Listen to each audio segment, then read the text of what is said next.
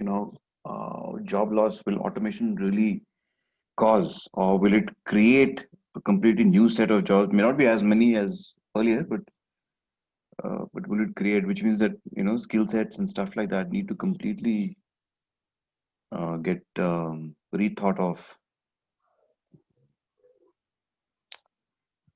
Yes. Yeah, and my guess, and this is purely in the last 2 years, I've been interacting with a lot of startups, and my guess is we'll see a lot more startups coming up, and even larger companies will actually start, promoting a startup culture within. Correct, Professor. Even in the organization where I work, we Yeah. are into health. It's not regarding medicine or something. We do medical coding, like AR support for hospitals in US. Okay. So we have a small incubating team that caters for all this automation and robotics and data analytics and blockchain analysis for hospitals. Okay. So that's completely a kind of startup startup within the company. So I've, that's happening everywhere. All the companies have a small team which is doing R&D and innovation within the company. Okay. No, that is in fact it is. In fact, I think this is something that we will speak upon. I think over today tomorrow. Okay, okay. So interesting. I mean, was there any reason why you all chose or took entrepreneurship as a subject? Uh, Professor, actually, I am interested to take that subject, but actually, everyone have not chosen that subject yet. Yes. We have, I think, in the next coming semester, sorry, trimesters, we will be choosing. Okay. Okay. But this is a, compulsory subject or something like that. Okay. Okay. No, it's good. I'm glad. I'm glad because the thought has to be seeded, and I think with whatever little COVID has done, it's kind of flattened a lot of myths or beliefs that were there. I think one of the beliefs was, is this a good time, or will this period, because guys who have reaped the benefit are people who have started sometime in 2004, 2005, whether you take the Flipkarts of the world or a big baskets of the world. They all started sometime around that time. Yeah. And I think there was a thought process or a belief system saying that, has the start period for startups really gone away, while obviously not very true, but is it the period of, because you need at least 3-4 years for a startup to really go through, incubate and then slowly start growing. But I Yeah. think this is actually completely flattened the entire thing, given rise to even more problems. And But Professor, they say that no crisis should be put to waste. So absolutely, absolutely, opportunity in a crisis. yeah, yeah, absolutely. The Uh, last the last recession, even though was just a blip of what this is, also did help in a lot of ways. yes, Professor. I somehow feel the last recession was a catalyst for startup culture in India. Like something 2008 when the recession started. Right. Lot of companies that came up, lot of names that which was not heard of started coming up. Maybe this will also be a catalyst for Oh, huge, some. huge. In fact, I've completely, I mean, I've moved to the other side, so I kind of get a sense of what's already happening. I mean, there are plenty, believe you me. I mean, there are, and a lot of them, of course, are not funded. Some of them are self-funded, bootstrapped in different phases. What we read is only people who have been funded, or the big ones only getting bigger. But there are a lot of them, and and working in very different areas, very, very different areas. Such a widespread. I mean, marketing in worldwide, they say for marketing technology alone, there are about 8,000 odd Yeah. startups. in that space. And I don't even know who they are. I can hardly remember a handful.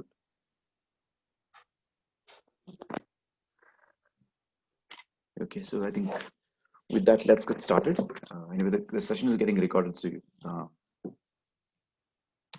yeah, I think a topic for today's discussion obviously will be, I'll be focusing more on the business plan and method to initiate ventures. So where the point you brought up uh, about starting startups and all that we'll discuss. And critically, one of the main things about even setting up a startup is a business plan. Yeah, and tomorrow we'll, Professor. yeah, morning. Yeah, is it, Yeah, yeah, sir. Atulya here. yes, Atulya. Just wanted to ask, sir, like today, what are the chapters as per the syllabus we are covering, Yeah, or it's right there on the slide. Can you see the slide? yeah, Yeah, it's visible. business plan, method to initiate ventures, corporate entrepreneur mindset, social entrepreneurship, and ethical challenges. So today we'll do business plan and method to initiate ventures. And in tomorrow's session, Okay. we will finish up the rest of the three. Okay. Is there Okay. is there a problem? Is something been done? No, no, sir. Actually, that was a problem. Like, we have not yet covered with the syllabus actually. So Okay. that was a concern. So just wanted to check. I mean, just wanted to know which are the Yeah, I think chapters you that will you'll finish be five covering. topics between today and tomorrow. You will finish five. All right. Yeah. Okay. Okay. Okay. Yeah. Thank you. So Thank you, yeah. Professor. Yeah. So before we do, I had a small quiz which I thought we'd all take, but I realized that this quiz can only be taken when it has to be done online. Yeah. But it's a kind of a nice quiz to really understand, if you have any entrepreneurial kind of a thought process or kind of attitudes if you have those attitudes, then actually maps you and tells you what kind of an entrepreneur you are. But so what we'll do is possibly visit it either post the sessions today or sometime tomorrow. Yeah, but it's about 6 questions that kind of ask you to try and find out who you are, what you are, how can you think, basically your thought process. And using that, it actually classifies into two kind of uh, you know entrepreneurs. I think one is a sorry, I'll skip this and go quickly. So one is something called a thriving entrepreneur, and the other one is a survivor. So yeah. So okay. So let's get into starting the session for today, which is business plan preparation for new ventures. So good morning, everyone. Just a quick introduction. My name is Jitendranath Patri, and I've been asked to, I think, fill in for Professor Navin Sriram and start up your sessions to, I think, like Amulya said, I think you're a little behind on that, so I was asked to fill in and kind of speed it up a bit. So we'll try and understand very critical aspects today of entrepreneurship in the process of how an entrepreneurial venture is really set up. And one of the key things is business plan preparation, right? So it's said that it is well established that you can't raise money without a business plan. A business plan is a work of art in its own right. It is a document that personifies and expresses your company. Each plan, like every snowflake, must be different. Each is a separate piece of art. Each must be reflective of the individuality of the entrepreneur. Just as you wouldn't copy someone else's romancing techniques, so you should seek to distinguish your plan for its differences. Yeah. Basically, what this is saying is the business plan really becomes the Bible or the heart and soul of the entire business. Every, I mean, why are the entrepreneurs, even as a corporate employee in whatever position you are, you will be in some ways or the other working on some kind of a plan. Yeah, the plan may not be as large or as may not be as encompassing uh, like what plan the entrepreneur develops, but even if you're working as a technical lead, you will still have a bit of a plan which would then become a part of the large plan that the company is really focusing on. Yeah? So what we'll try and understand from this session is try and understand what is the business plan, understanding the kind of pitfalls that are there, why, what are the benefits, how do you package the plan, what do VCs really look for. I've also tried to bring in a couple of slides after speaking to a VC friend of mine who works with Sequoia, and he's given me some thought process, so I'll try and cover that in 2 slides. Guidelines for preparing a business plan, why the summary is written last, and why there's a need to continuously update the plan, even if after the startup has progressed, and reached a certain milestone after a period of time. Right? And for anything, just stop me, and in case you have a question, just stop me and ask. Yeah. So the entire business plan is basically nothing but a roadmap. It actually captures what the venture entire is, right? It has to kind of really take in what is the current status, what are the expected needs, what are the results, what are the outcomes as one is expecting. If it's technology based, if it's a startup which is focusing on marketing technology, what is the problem it is solving? Why are you solving that problem? How are you going to work towards solving the problem? Is the market accepting that it needs a solution like this? Yeah. Every aspect of the venture needs to be covered. What the project is, the marketing bit of it, what research and development went into even before to think of the problem statement. What is it that is going to entail? What research and development is required to take the entire the venture forward? Who are the management? One founder with a couple of co-founders, or a team of three or team of four, founding team, and then are there anybody else besides that, advisors, the so-called board of directors, whatever, the finance, and what are the risks that are involved for you to in a venture like this?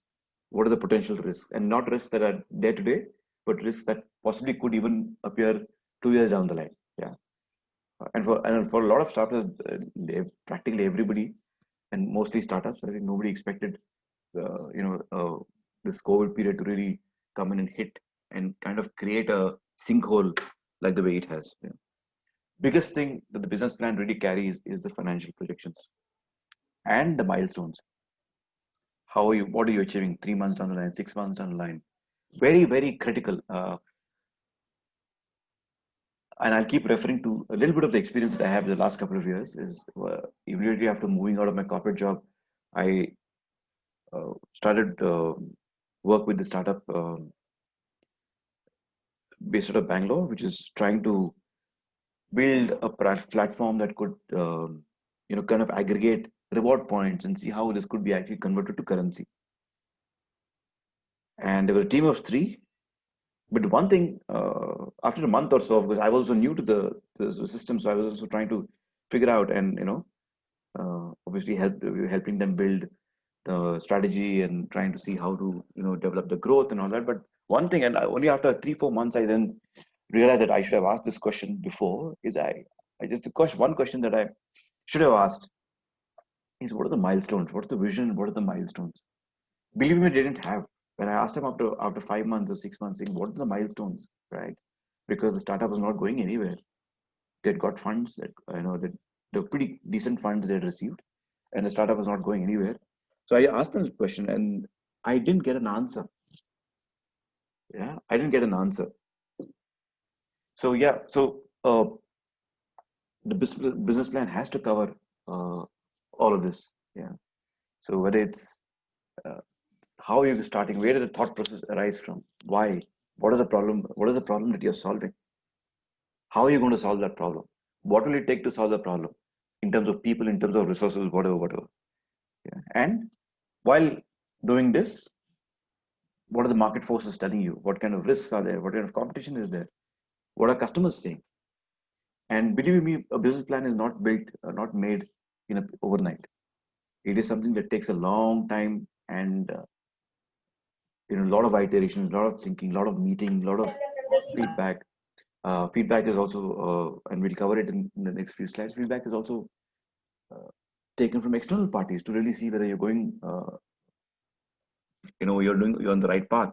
And one of the loopholes of the business plan is you need to be very, very careful as an entrepreneur with whom you share it with, because the idea could be picked up and taken by somebody else who could move at a much faster pace.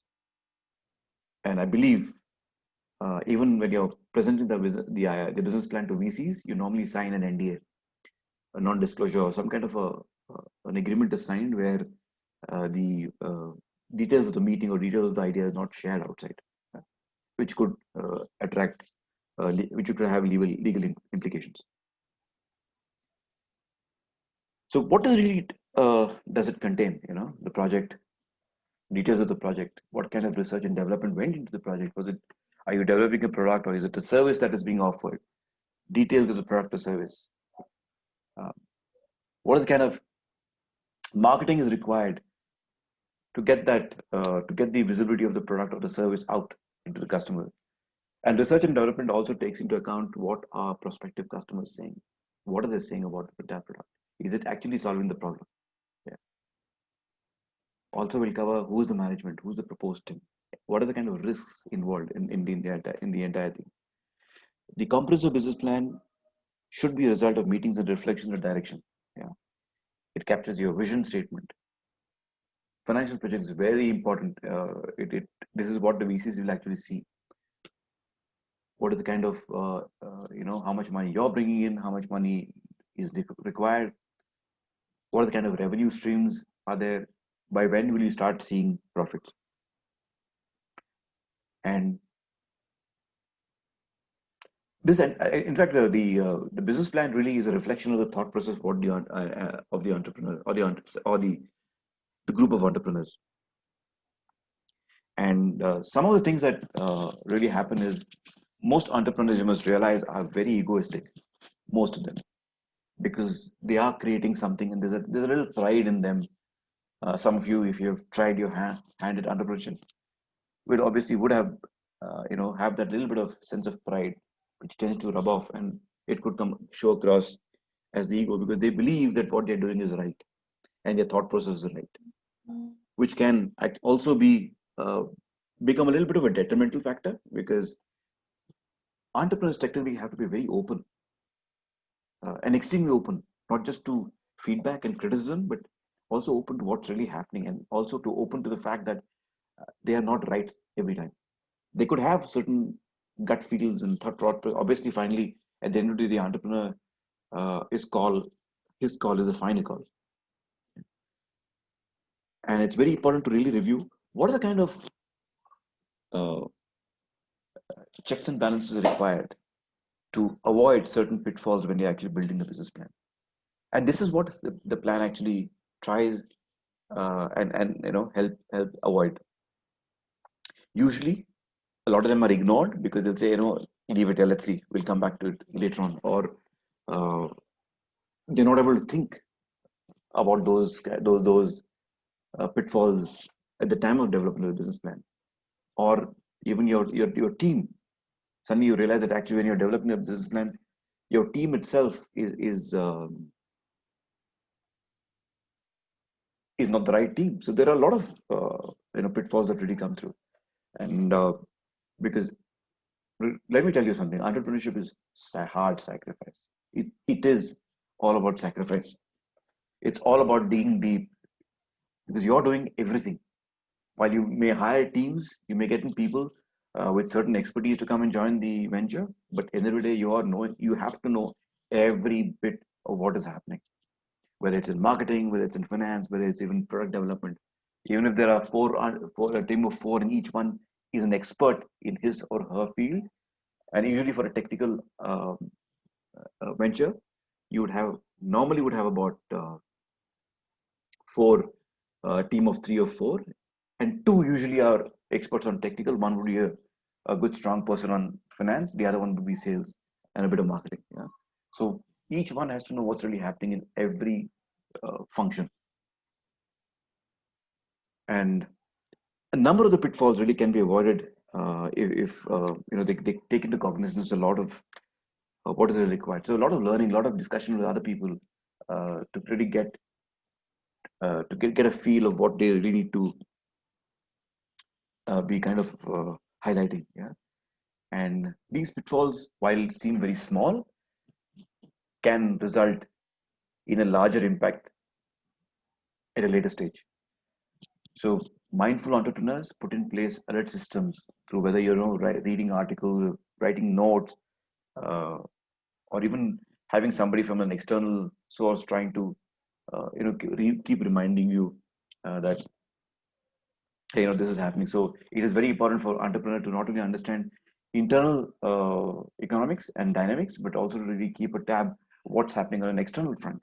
So what's happening in certain different markets? Is there a similar kind of a venture, say, possibly operating in a different market? And then what is the kind of, is there any, uh, what's been the performance there? What is impacting it? Not many businesses actually realize that there was this COVID would actually create such a problem, but very few actually started tracking what China was doing. Yeah, and China was the first, right? They shut down Wuhan immediately, sometime in Jan, for about 3-4 weeks or 2-3 weeks or whatever the time frame was, and immediately certain people within the entrepreneurial fraternity suddenly realized that, hey, you know what, this is going to create a problem. So it takes a special kind of a person to actually start forward thinking and start releasing what is going to be the impact. Yeah. So just to really understand what are the pitfalls is one is realistic goals. It is very important that the venture needs to have very realistic goals. You can't say I have this product, I have this thing, it's going to solve this problem, and I'm going to grow 10x in the next 2 years. The venture may not even take off for whatever reason. Yeah. So what is it that you want to achieve? And that's why milestones is so critical. So overall, what are the goals and how are you going to achieve them? So normally what happens is most entrepreneurs start with the outcome defined. So what is the problem going to solve? The problem is going to solve this. And by when am I going to get it out to the market so the customers can actually start seeing the proof of the pudding?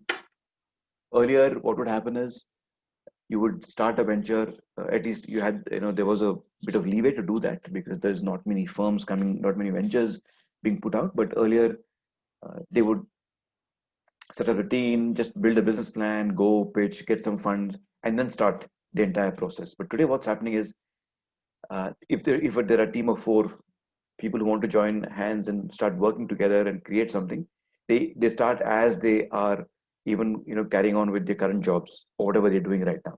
Yeah?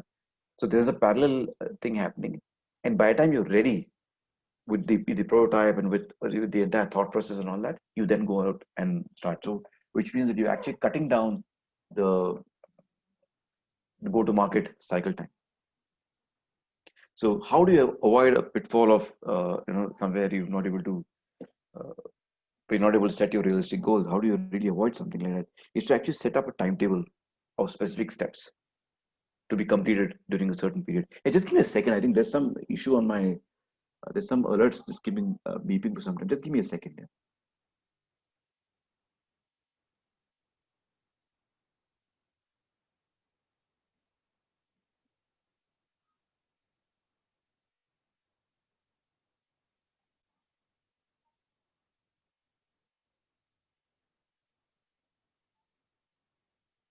Sorry. Okay. So, and one of the key things is really to see what your where do you want to go, break it up into smaller you know um, tasks, and then see how you get there. The other one that is uh, is is really the failure to anticipate roadblocks. Maybe not a lot of, see, with technology startups, the amount of interaction you may do may not be too much with a lot of the external ecosystem. But if you're in say if you're this people start setting up a startup which is more in the area of ecopreneurship or social entrepreneurship or something to do with, say, agro techno agro ventures, you need to go through a lot of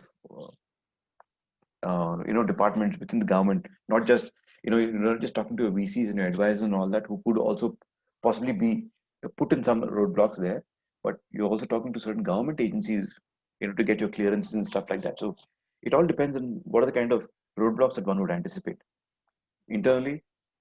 You're thinking of the business plan, you're putting on the business plan, suddenly one of your partners suddenly turns around and says, no, I don't think this is going to work. Yeah. So be ready for anything. And like I said, the entrepreneurs always think they're right. They always have that, you know, attitude which says that I'm right, and they tend to get carried away and so involved that they tend to miss out on the roadblock. This idea is the greatest idea that I've thought of. I know it's going to solve this problem, and then you realize that by the time you realize you've gone through a few months in your startup phase, and you realize that, hey, you know what? I didn't think of this. Why didn't I think of this?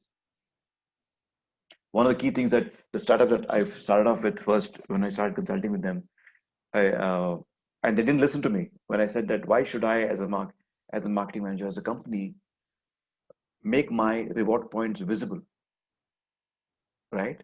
Why should I go, uh, Shopper Stop, from a retail perspective, Shopper Stop has got one of the best loyalty programs, and say, why should a customer, or why should Shopper Stop keep their loyalty programs visible to somebody else?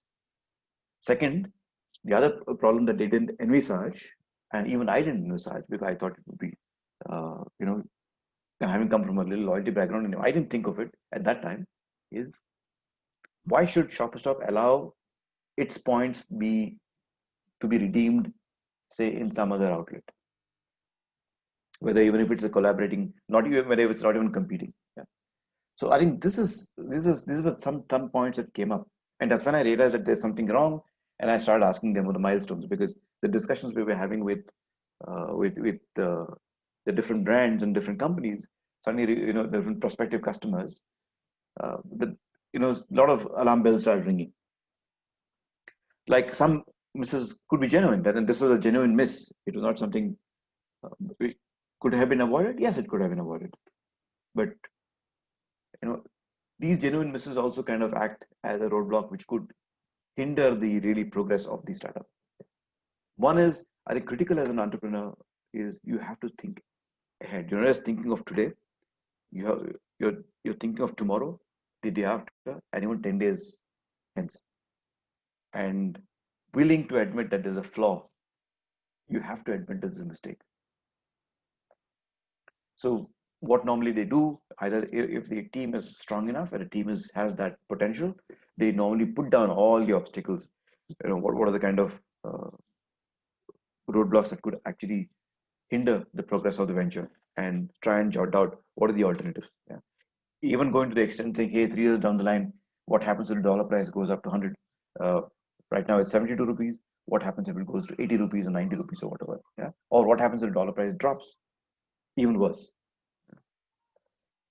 And depending on what markets you're operating, say I'm only operating for India, then obviously I'm not too concerned about that. But yes, there are certain, but there are different other issues that I need to take care of. But if I'm selling also to the world, then I also need to take in things like the dollar price, things like economies fluctuating, government governments changing. God knows what thought process changes if the government changes in a particular country.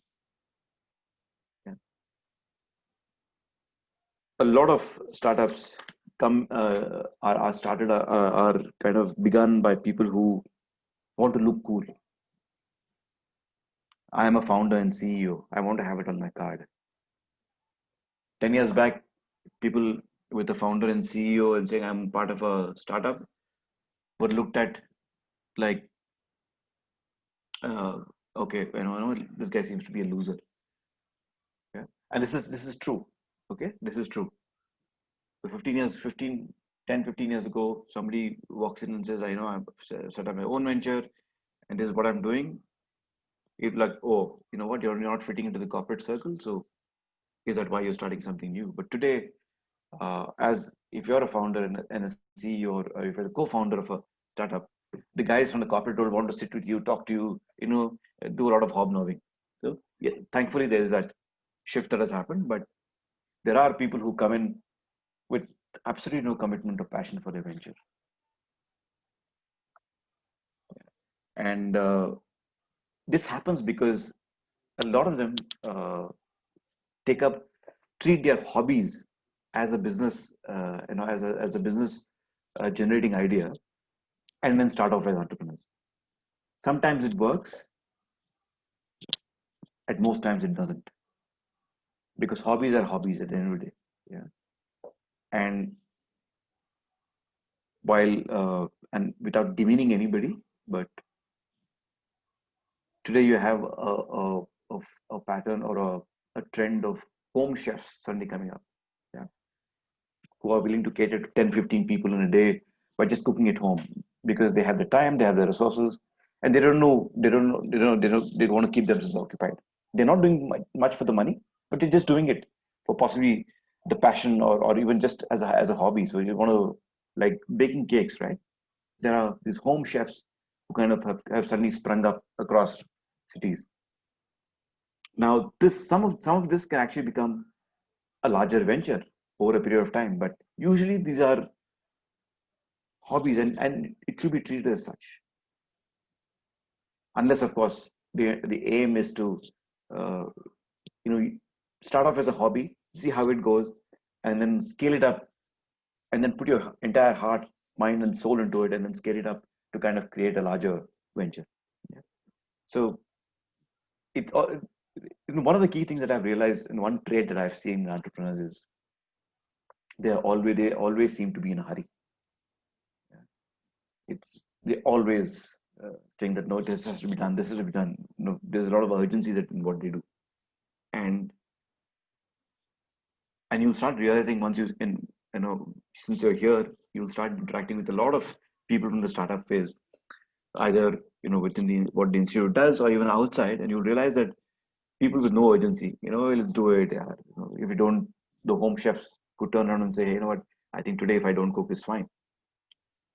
If I don't create that, this thing, or if the startup, the co-founder has to meet somebody for advice and he misses the appointment or doesn't bother, uh, also is a big sense of worry. Yeah. And most when people go for funding, the first thing that a venture capitalist sees is how much of a person's personal money is going to be invested into the venture. And if that person is bringing in zero money, venture capitalists or anybody who's getting into the funding, whether it's a VC or angel funding or whatever, is question marks to the rising books, because putting your own money shows a lot of commitment and dedication. Yeah, because you want to make it count. And there are people who are out there to make a fast buck. They'll get one round of funding, work hard, very hard for a year, 1.5 years, get a bigger round of funding, and then they disappear. And this is exactly the feeling and the thing that I got from the first startup that I was interacting with. They had gotten X amount of money. They were looking, and within 8 months, they were looking to raise a second round, which is a much, much bigger sum. But unfortunately, or thankfully, that didn't really happen. Yeah. So entrepreneurs need to avoid it unless they're very sure, and if you're not willing to put the skin in the game, is putting your entire, um, not just your time, your effort, your mind, body into it, but even possibly your own finances and anything else into the entire game. Not many have the demonstrated experience. So lot of ventures are from people who have no amount of experience, no prior experience of setting up a venture, but what little experience that they have garnered in either a corporate job or whatever can also count. Some of the indicators could be no experience in business, no experience in a specific area of the venture. There are people who a lot of the startups in marketing, at least about the 10, 12 that I have interacted with, and I know of, they don't have experience in marketing at all or what the challenges are, but they know what technology can do. So they've come and they've brought that technology expertise into marketing. But there are people who would just get into something without even understanding what is required or what even that industry requires or what that area of expertise can actually help. And there's a lot of because of this lack of experience, it can create a bit of a uh, some kind of a it could create a pitfall for the entrepreneurs. Yeah. So if you have a personal experience uh, for me, okay, just how can I explain it to you in a little more better way so that you understand is, for me, if I'm thoroughbred marketing, right? I'm thoroughbred marketing and thoroughbred retail. I understand, obviously I understand technology and what technology can do in marketing, but if I had to go and put my head into something in the finance area, completely gone. I'll be lost because I don't even know what's happening, what the regulations are, what are the, of course, debit, credit, and simple stuff is okay, but there are so many other things, right? In finance and in the fintech space that I won't even have an idea of. So how do I expect to even contribute to the entire working of the venture? So how do you avoid it? I think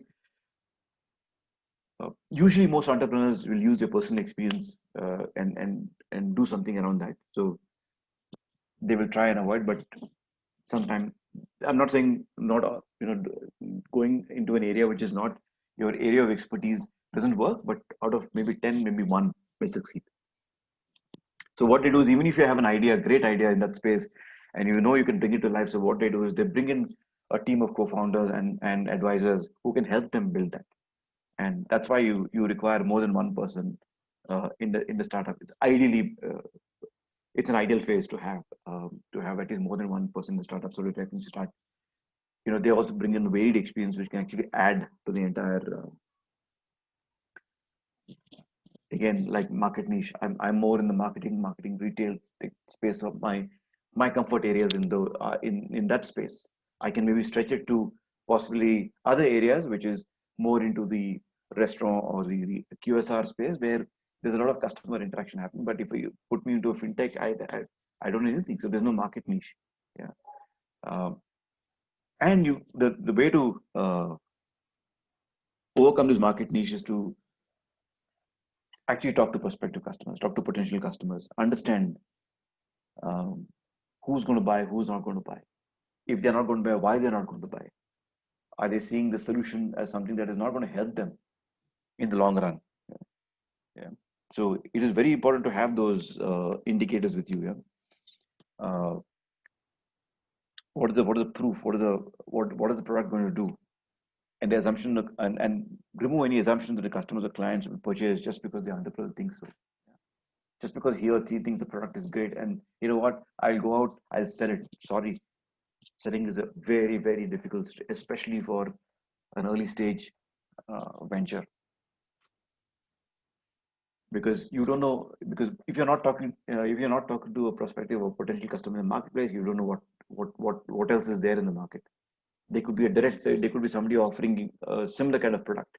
There could be somebody else offering a slightly differentiated product, may not be direct competition, but does the job or either as good or even better. Yeah. And even if you are competing with somebody on a direct head-on-head level, then are you able to bring in that differentiation? Does the product have those qualities to kind of differentiate it, uh, with others in the marketplace?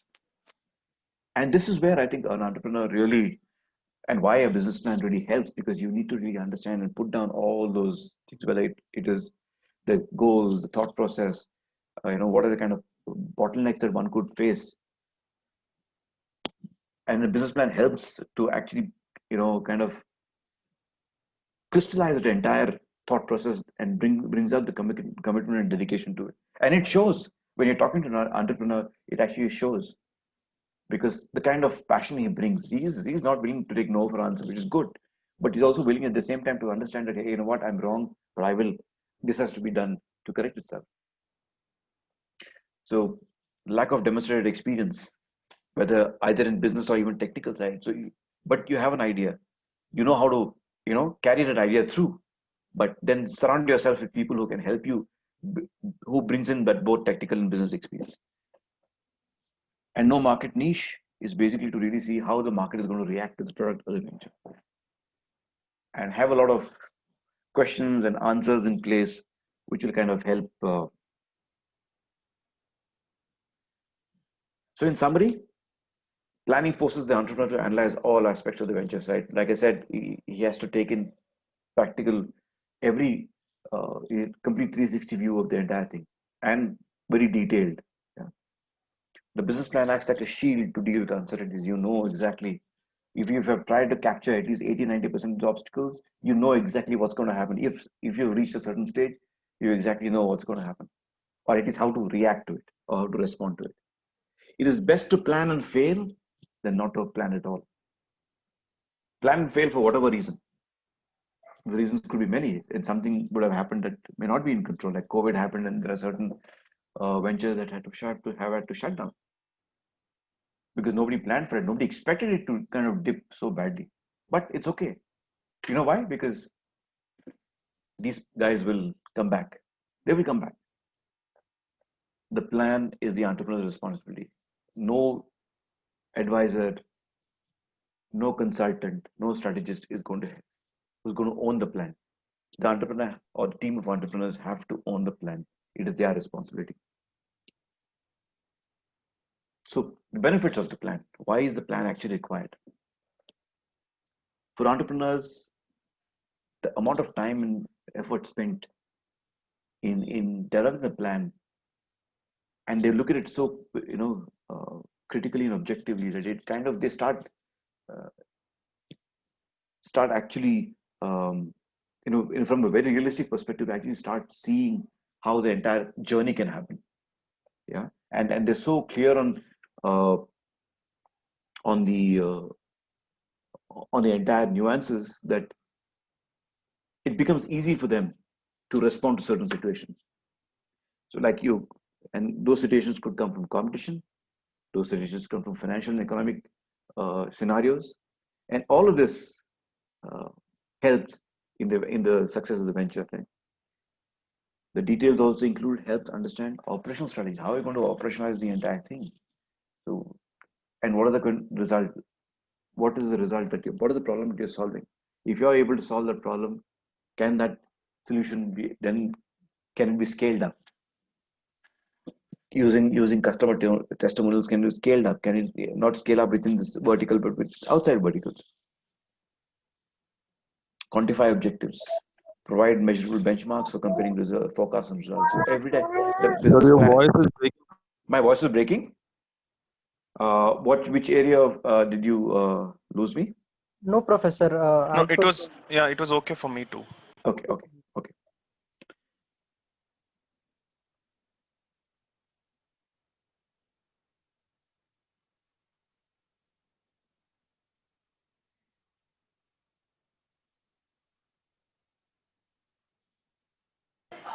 We can't hear you now, Professor.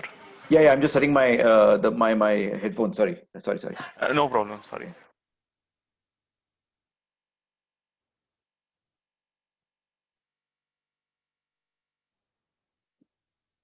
Okay. Sorry, I'm just saying the benefits of the why does a entrepreneur require to put a business plan in place? Yeah, there are a lot of benefits, and it could come from the way you see the entire thing very critically, right? You analyze the entire idea and the plan very critically, so that you're actually covering yourself up from all angles. And because of the kind of thought process put in, there's so much of clarity that comes through and objectivity that comes through it.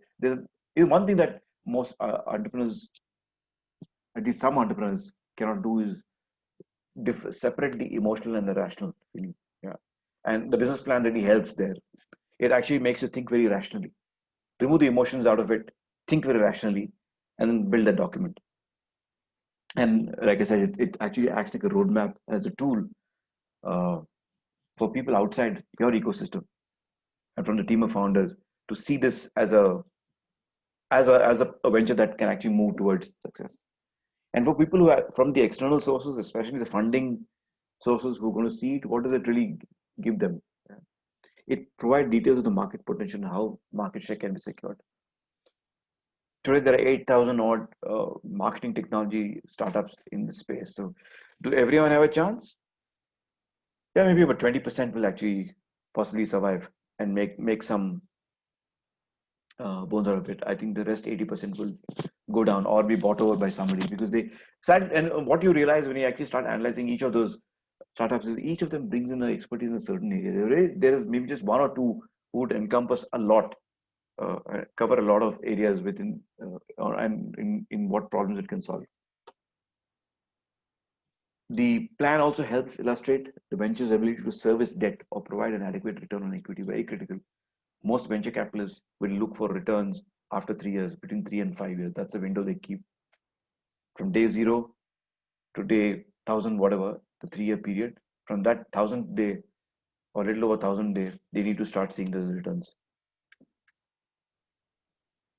You know, as an external partner, if you're going to invest your time, money into that, you know the kind of risks and stuff involved.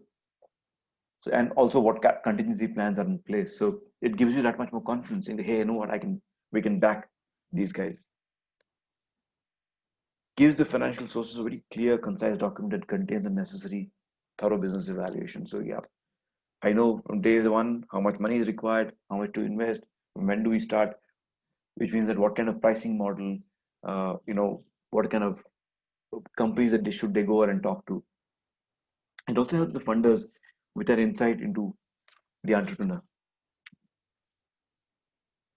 Mainly, it is about getting to know who the entrepreneur is through the business document. Because what happens normally, okay, I'll come to that. Let me not reveal it right away. So the business plan actually tells you who the entrepreneur is. And because most times you're actually reaching out, you may be talking to somebody you never know, you've never met in your life. Yeah.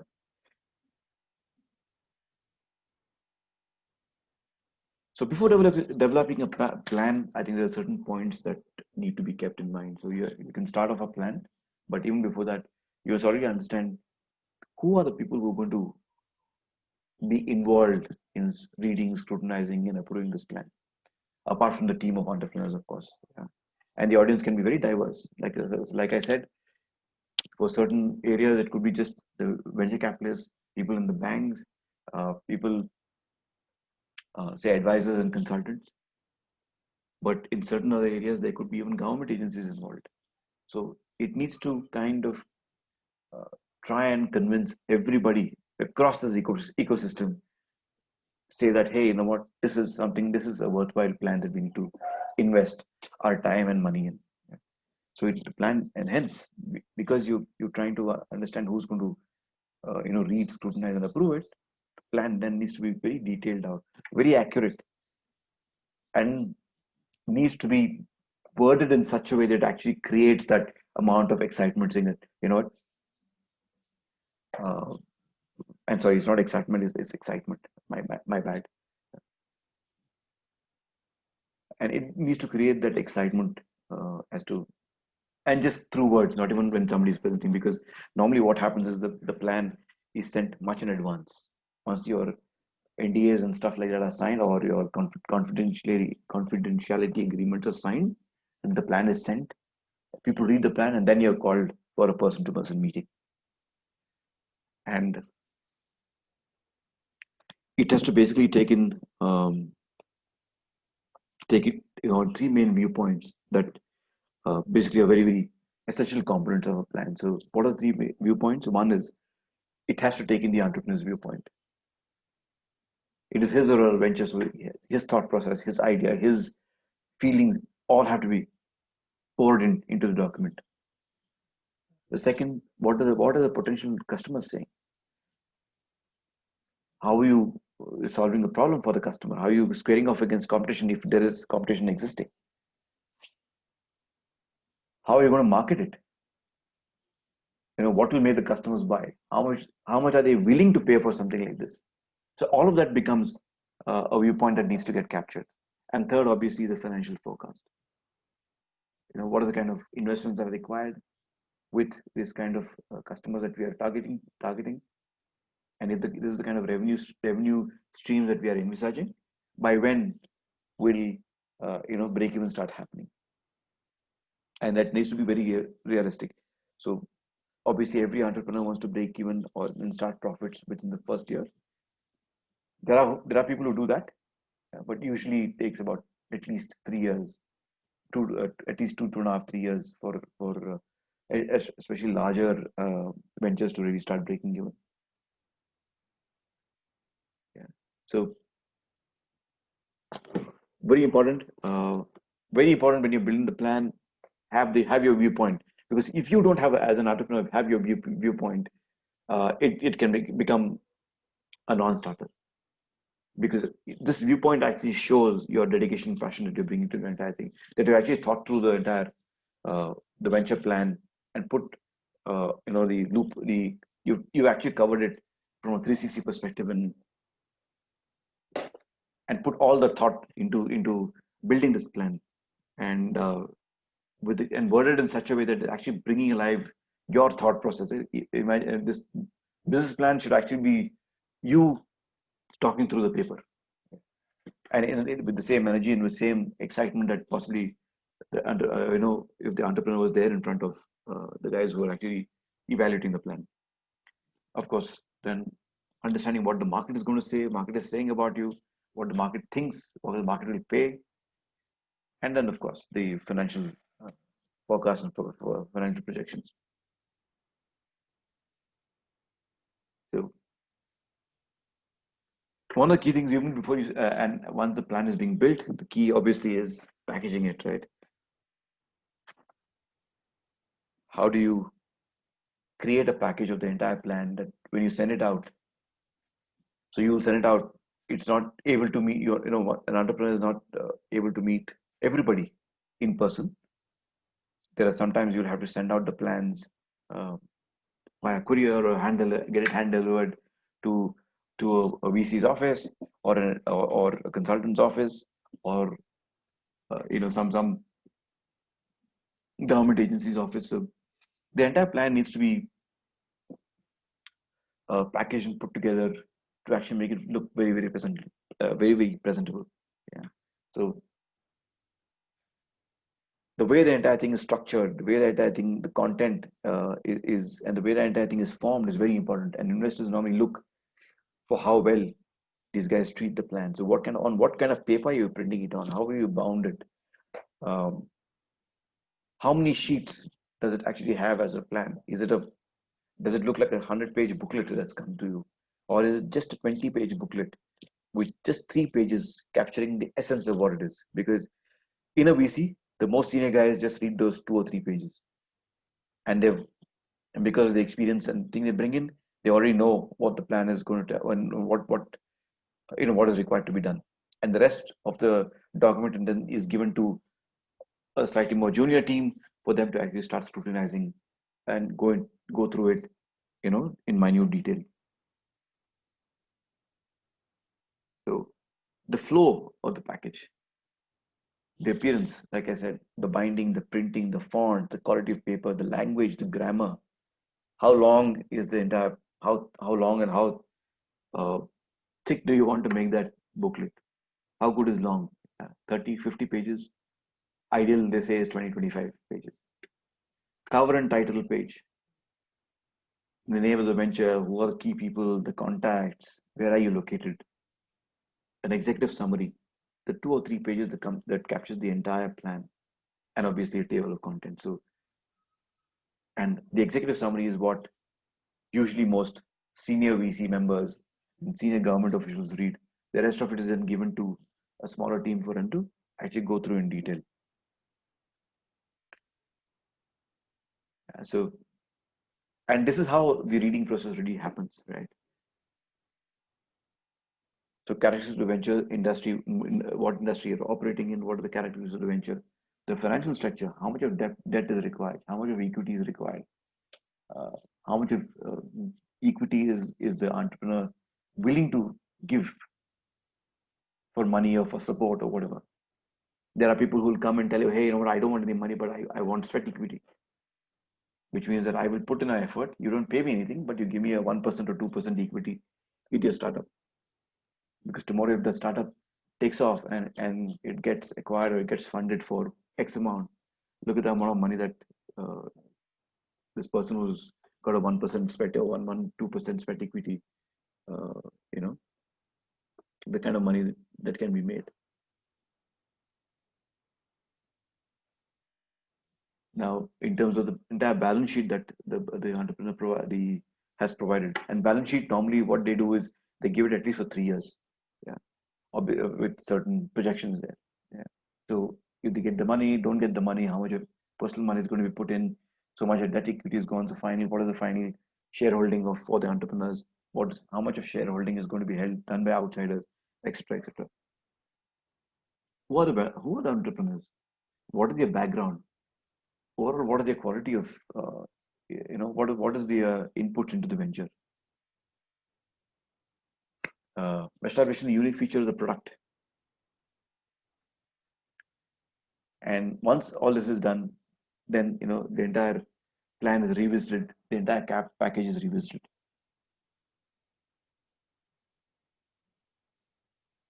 So guidelines for preparing a plan: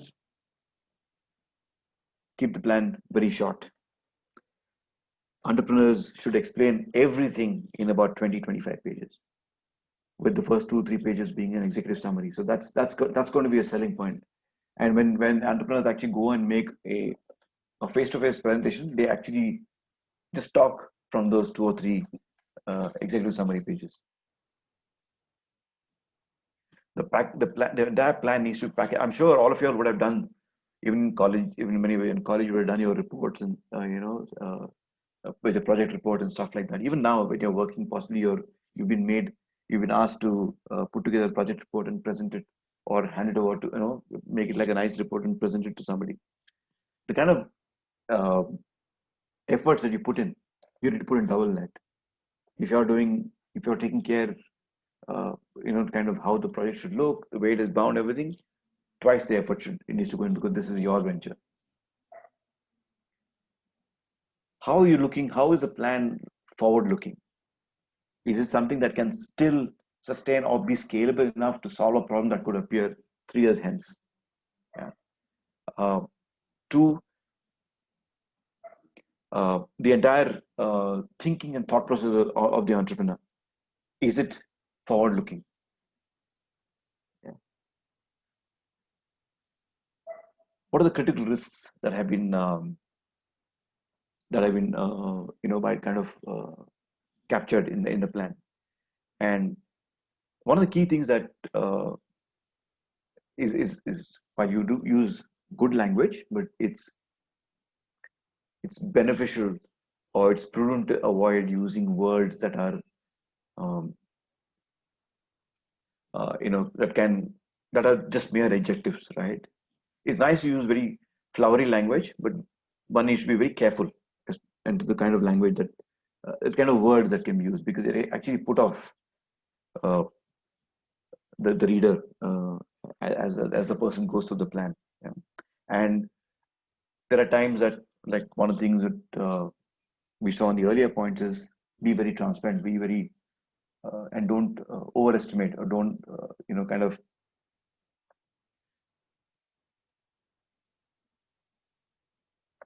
especially on your revenues and sales potential, stuff like that. I think the entrepreneurs have to be extremely uh, transparent and be very realistic in their goals. Yeah, because anything that is and VCs and all these guys who are reading your plan are not fools. Obviously, they would have had enough experience. Yeah, and that's why they would be experts in their field, so they can easily see a loophole, especially when they are looking at growth estimates and looking at revenue estimates, looking at kind of financial projections. It's very easy to poke holes if the things don't look realistic. How do you highlight critical risks? Not just what's going to happen today, tomorrow, but risk could be anything, anywhere. It could be external risks that would hamper. It could be internal certain things. It could be somebody who started up as a founding team or and then decides to just leave, take your stuff and take your idea and go away elsewhere. Yeah, so a lot of risks need to be thought through and captured as part of the plan. An effective entrepreneurial team. Who are the founding team members?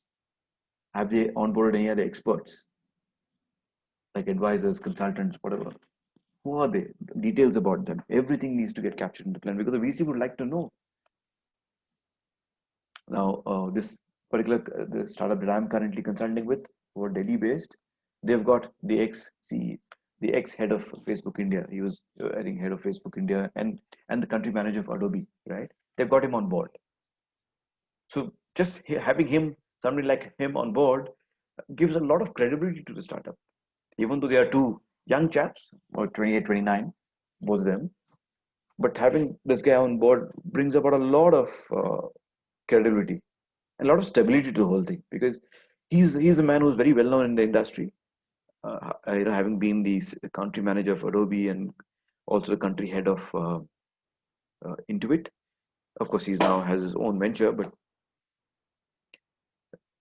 that's his presence. When you talk to a prospective, even a very large retail customer, sometimes I remember I sit through some of the presentations, and they seem to know him, right? So there's always a credibility factor that comes in. Or what happens sometimes, what startups also do, and what I told these guys to do, is they signed up a very large retail client about 18 months ago, whose CEO is a pretty well-known gentleman in the fashion space.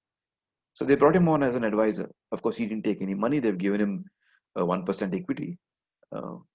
But just having this man's photograph, and when they talk to, when they talk to other, retail CEOs, and when they say this guy is part of it, there's that much more credibility. There's a lot of validation that happens, which means that, yeah, they mean business. If he's there, that means business. These guys have got the stuff, so we can trust these guys. Professor, I have a question over Yeah, here. tell me. Okay. Yeah, tell me. Yeah. So last time when we tried to do the business plan for the first assignment presentation, right? Yeah. Now you say that the current example that you gave, right? You have the Facebook and the Adobe is Cinemas Hey, people. yeah. For Not them, okay. Yeah. for them, there's an associated cost also, right? As a startup, we will not be able to really, what do you say, Afford. give them, afford the payment, right? Yeah. So that's what I was trying to think, like if you're going to do that, how would that come in the business plan? Because last time when we did it, professor asked us to include all, even the amount of workforce that you need. And we were not supposed to take them as they'll do along with their current job. That we can't do is what he told. So how can we do it in the current one? So when you build the plan, and this comes under financial projections, right? Now, in the financial projection, there would be certain projections which are actual cash payouts, which would pay possibly as salaries to the people you're hiring, and there will be certain payouts by way of equity and by way of debt. Now, debt is when I borrow money from the marketplace, right? At a particular interest level, and that becomes debt. Right. Now, as a startup, now I want to say bring in somebody who's a well-known face in the industry. So yeah, I pick up this gentleman who was the earlier country manager of Facebook or Adobe. I want to bring him on board. I don't pay him anything. I tell him, boss, I'll give you 1% equity. Okay. Or 2% equity, whatever it is. And that will try to project. How do we try to project in our plan? That will come in a business plan, saying that this is my equity. In the projections, my payouts via equity is so much. My payouts via actual cash is so much. These are the kind of salaries that that we have structured. Okay. So I have to. I'm taking a loan of say X amount, and I need to service that loan. So how do I service the debt, right? So that I need to pay the interest, the principal and the interest of this much. So all that in the projection sheet you will capture. You will be showing that, professor, just to know. No, I will not get into financial projections. Okay. I will not go into financial projections as part of business plan, because business plan is more. I'll touch upon the business plan more from a actual development perspective. What you really need to take in. But there are I think there are in part of your syllabus there would be the financial side of it. How do you cash flows? How much is going out? So what kind of, would you have a cash reserve in hand, or is it a loss-making venture for the first 1 year, where you need external funds to balance the entire thing out? So all of those will be covered. Sorry, Professor, I know it's going out of scope, but just No wanted worries. to check that do you have any link or any tutorial which we can go and see how can we go about this financial Yeah, projection? I can do it. I can do it. I can possibly, uh, what I can do is, do you have my email ID? No, I don't think so, Professor. Okay, my email ID is jpatri@gmail.com. Okay. Okay, just maybe send me a test email from you, and I'll send you a couple of resources that you can look through. Can you spell your name, Prof? J for jam, J Okay. Professor, you can Patri. put it in the You chat. can key in also, Professor, in the chat. Okay, I'll key in. Yeah, that's the easiest thing to do, isn't it?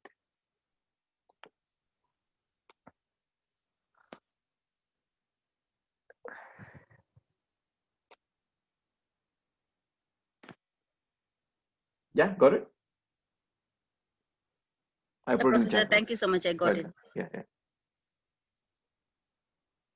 So yes, I mean, that is no, this is the overall holistic business plan. But yeah, if you go down to each component, then yes, each component itself will kind of to understand, and obviously the financial component is a huge thing, right?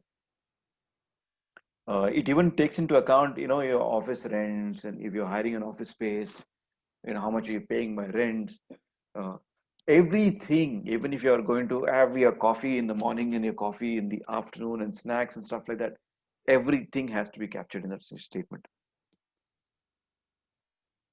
Just to give you, are you referring to any textbook? Are you all referring to any textbook? Currently, no, Professor. Currently, no, Professor. Okay. If you have any suggestion, please Yeah, let yeah, us I'll know, give you a Professor. suggestion. Yeah, I'll give you a suggestion. And it's very nice. It's something that I picked up a couple of days back, and while it also helped me crystallize my thought. So I'll give it to you. I'll give you the Sure, textbook. Professor. Yeah. Thank you. So things like I'm just digressing. And since you asked that question, so what does get covered in the financial statements? So things like your rent, payroll, utilities, taxes, supplies, repairs, sales via revenue, inventories, everything. And this one sheet should be, uh, so how much are you paying out? So salaries, say your salaries may be just X amount, but your actual payout will be X plus Y because you have an equity with, you have the debt to be serviced and whatever, right? So everything is needs to get captured. So when you're building your financial statement as part of your assignment or your business plan, put in everything. Just put in everything. No, don't have to. See, the other thing that I think why Professor also said you have to take in the fact that you have to put the cost of your say employees as 100% cost. If there are some startups, what they do is they outsource a lot of the technical development work to somebody else, because there are today gig economy is taking place. So there are a bunch of people who would come together and say, hey, you know what, we have the skill sets and we can help develop this for you. So there would be a startup who would come and say, hey, I need this component to build it for me and give it to me. There are a lot of startups who do that. Basically, they don't want to, burden themselves with larger teams where they have to take the onus of the teams. So they would go out and outsource um, some of these, things as a part-time assignment. There are pluses and minuses to both, but I think that's one of the reasons I think why your professor would have asked you to include it as part of your include the 100% employee cost as part of your business plan. Got it, That's the Professor. ideal way to do it, by the way. Got it, Professor. Yeah. And normally what happens in business plan is, normally entrepreneurs, what they do is when they start thinking of an idea, I'm back to the slide, and what normally do is when they think of an idea, they also think of what adjacencies that problem it can be solved, right? So in doing so, what happens is your complete thought process gets watered down. So there's no need to diversify. If it's one opportunity they're looking at, just focus on one main opportunity. And then how is that opportunity actually being detailed out, and what kind of business is going to generate? Because the moment it gets diversified, then obviously the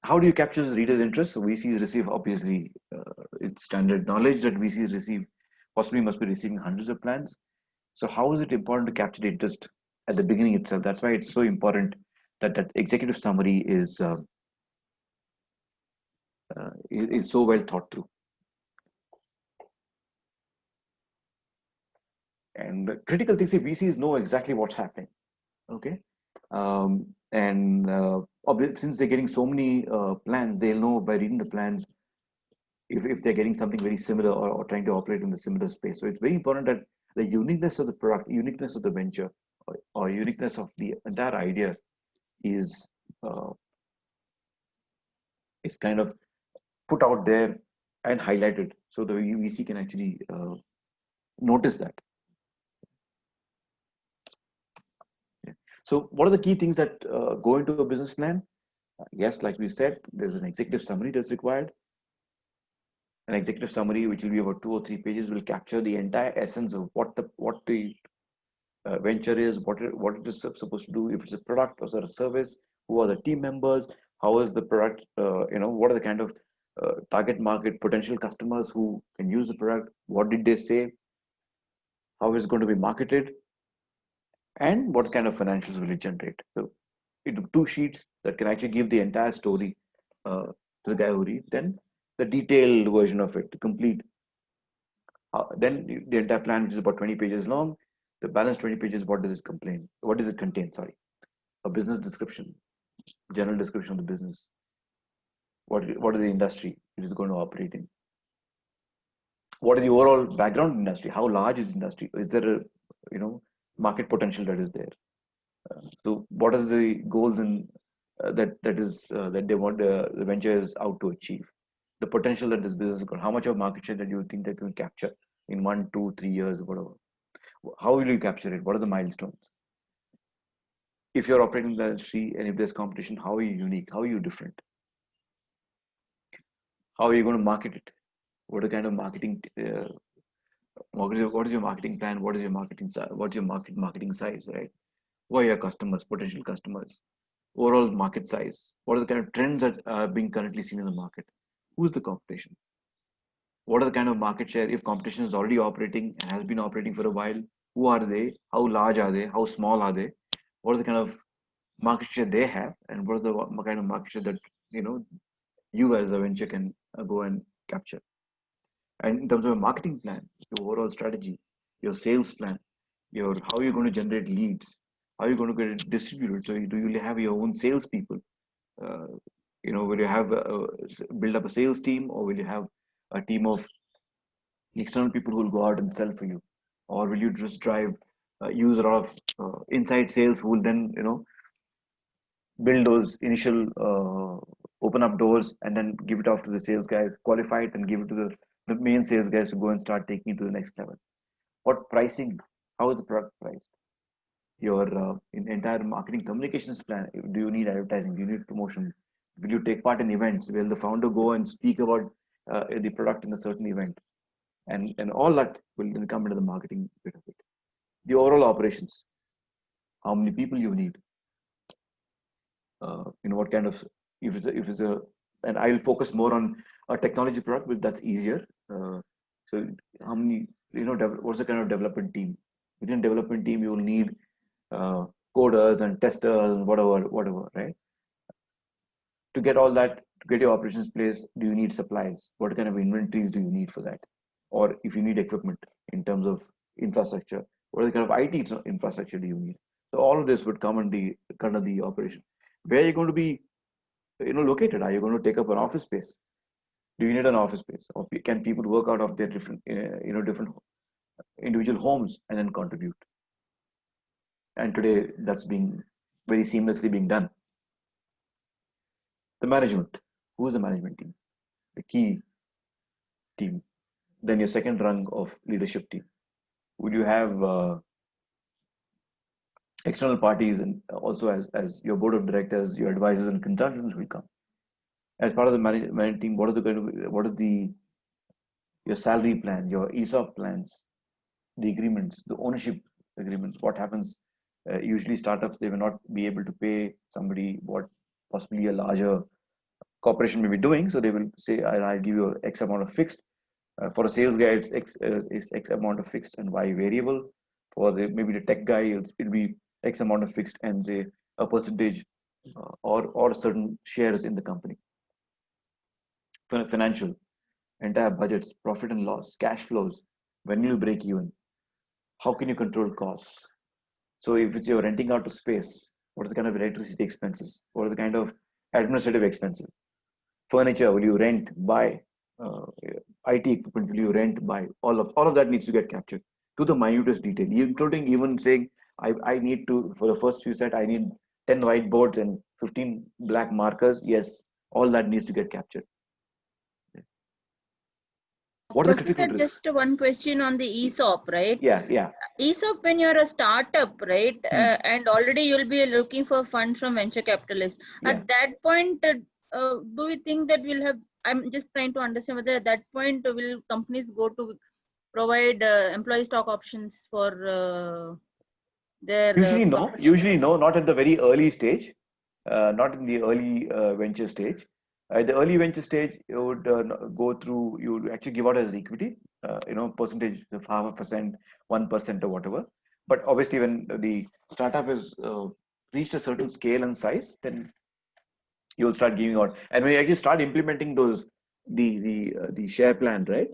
Then it comes in. So if there are startups who don't have the share plan at all, but they give a percentage of, tell me, sorry. So when we go for a business pitch or anything like that, right, when you try to get the investors, at that point, you will not be having this kind of information, right? Not necessary. You don't need to put in an ESOP plan then.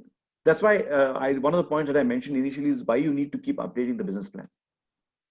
Okay. So initially when the plan was developed, you may not have put in the ESOP option in it.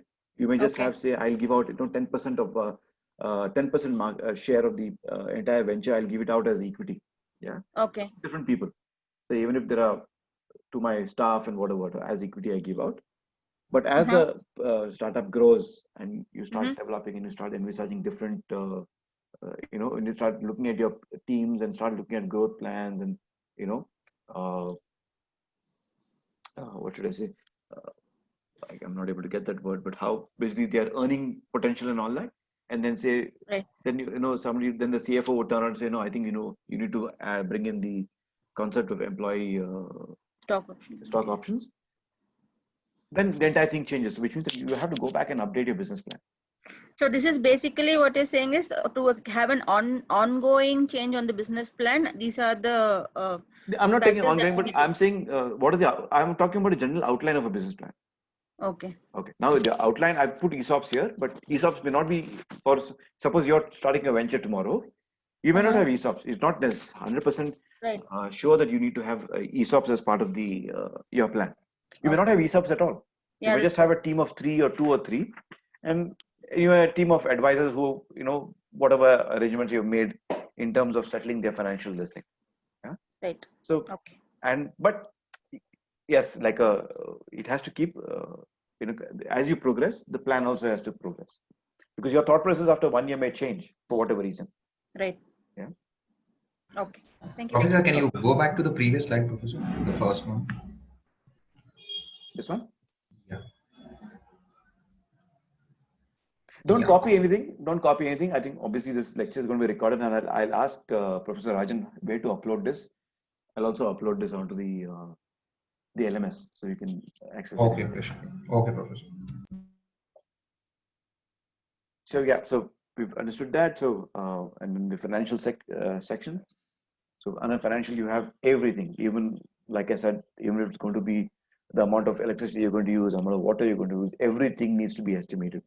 Not for not just as a formality, but it just gives you a perspective of what are the kind of expenses. Because today, what people have realized is it is very important to have cash flows or at least cash reserves. Yeah, however large, however small, for whatever reason. And it helps because for some suddenly there's an unforeseen incident. You need to be able to get that as a cushion.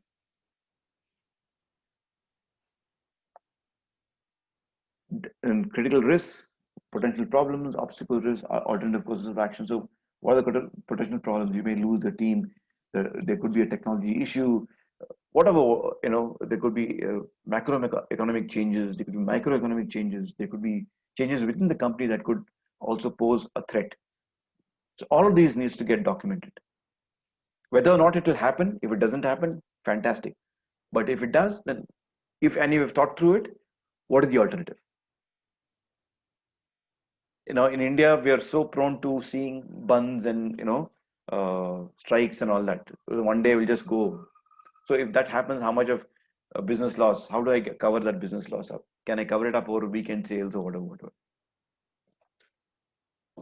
Then section and harvest strategy here is basically like liquidity event, IPO sale. Tomorrow after 5 years, I want to either complete divest of the business. I think as a founder, as a founding team, and as an entrepreneur, I think I've achieved what I want to do. Or I've created a product which has achieved is solving a certain problem, and Adobe comes out there and says, "Hey, I want to buy you." Yeah, because Adobe sees value in the product. So in harvest strategy, that's all that gets covered in the harvest strategy. So, or you must be reading continuously over the last 1 year how Byju's has kept raising funds and funds and funds and funds. Yeah, that's part of the liquidity event. How constantly it is it's kept its cash flows coming through, or the fact that you go out and which is the rated one? Was it Happiest Minds? Happiest Minds, which is I think a 4-5-year-old company, has now absolutely very successful IPO. Yeah, first time they went out in an IPO. So all this comes as part of the harvest strategy, and it's done to ensure that you get cash flows. And one moment you get the cash in, you can also pay out your venture capitalist or clear your debt and say, hey, you know what, I'm done, and I will manage with this because there are certain revenue stream that is there, which is good. Plus, I have got through an IPO, I've got the money coming in. I think it can be managed. Yeah. Or I sell the company for whatever reason. If I'm not doing well, or the product is fantastic and somebody wants to buy it out, so a sale. And under harvest strategy also continuation. As a founder, I may want to give it up after 5 years for whatever reason. What is my success strategy? Or there are times when people would not acquire, but I think acqui-hire or whatever they call it, right? One of the where you don't buy it out completely, but you merge two businesses into one, and the team still stays on. So how does the business then continue? So all of this would come in the harvest strategy, get covered. Then your critical thing, milestone.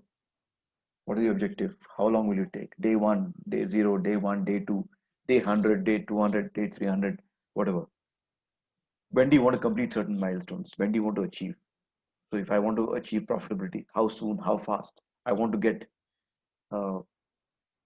10 retailers on board as my clients. By when do I need to do it? And how soon do I need to do it? And to get those 10 retailers, what do I need to do? What are the kind of objections that I will face? Whom do I need to meet in those retailers? All of these, while not in terms of actual names and pricing, but you will, as a process, you will detail it out. And then, of course, the appendix and bibliography that is there. Any questions so far? Professor, Yeah. harvest strategy, the VCs will probably fund about 60-70% of the investment. Right. In case of IPO or sale or any kind of board level decisions, yes, VCs have kind of rights to impact on the decisions. Yes, they do. They do. They do. Okay, I'll tell you a classic example. You must have recently read about the Future Group, the retail part of the Future Group getting sold to Reliance, right? Yeah. Now, Future Group also has two other businesses, which is the Future Consumer. There was Future Retail, of course, which is all the retail part of it. And there's Future Consumer, which actually makes certain, if you've been to a big bazaar, you will see certain of their labels, right? I don't know what it's called. There's a brand called Tasty Treat. and something, I think, a couple of other brands, which is their own private labels. That comes under future consumer. And then you must have, in fashion, you would have heard of brands like John Miller and Rig and Bear Denim. Now those brands come under something called future lifestyle fashion. Now future lifestyle fashion is funded or partly funded by this guy is called Blackstone Ventures. Now, when the entire sale process discussion started with Reliance sometime in Feb, Future Group wanted to, except for Future Consumer, Future Group wanted to sell both Future Retail and Future Lifestyle Fashion. But Blackstone Ventures put their foot down and said, sorry, this is our, I mean, we hold 27 or 26% through our funding. We don't agree to this sale. And even if it has to do, or we don't agree to sale, point number 2, Mr. Biani has to be out of the board of control. So yes, VCs can play a part. So it's very important that if VCs have funded quite a bit of money, it is very, very important to ensure that they are with you on that. Or sometimes they themselves may come and say, hey, you know what, I think it's the right time to do an IPO because I want to exit, or it's right time to actually go, and now we gave you a Series A funding of X amount. You need to go and get a Series B funding, and where the VC will exit. The guy who gave you the initial round of funding will exit. So yeah, it's a lot of it is a little dirty game in this front, because VCs, you must realize, are in it to make money. So yes, VCs can put a spoke in these things if they want to, if their interests are not being met. Did that answer your question?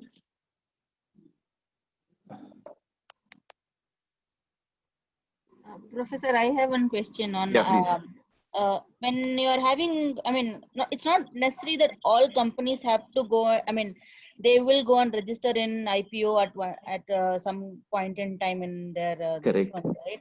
Correct. So is that, I mean, should we really have the IPO in this? It's like optional. It depends on the founders and. It depends. It depends. I'm saying this could be an ideal structure. Okay. Yeah. Okay. But what is your thought process? Right? That's why it says it is very important for the business plan to be seen from an entrepreneur's viewpoint.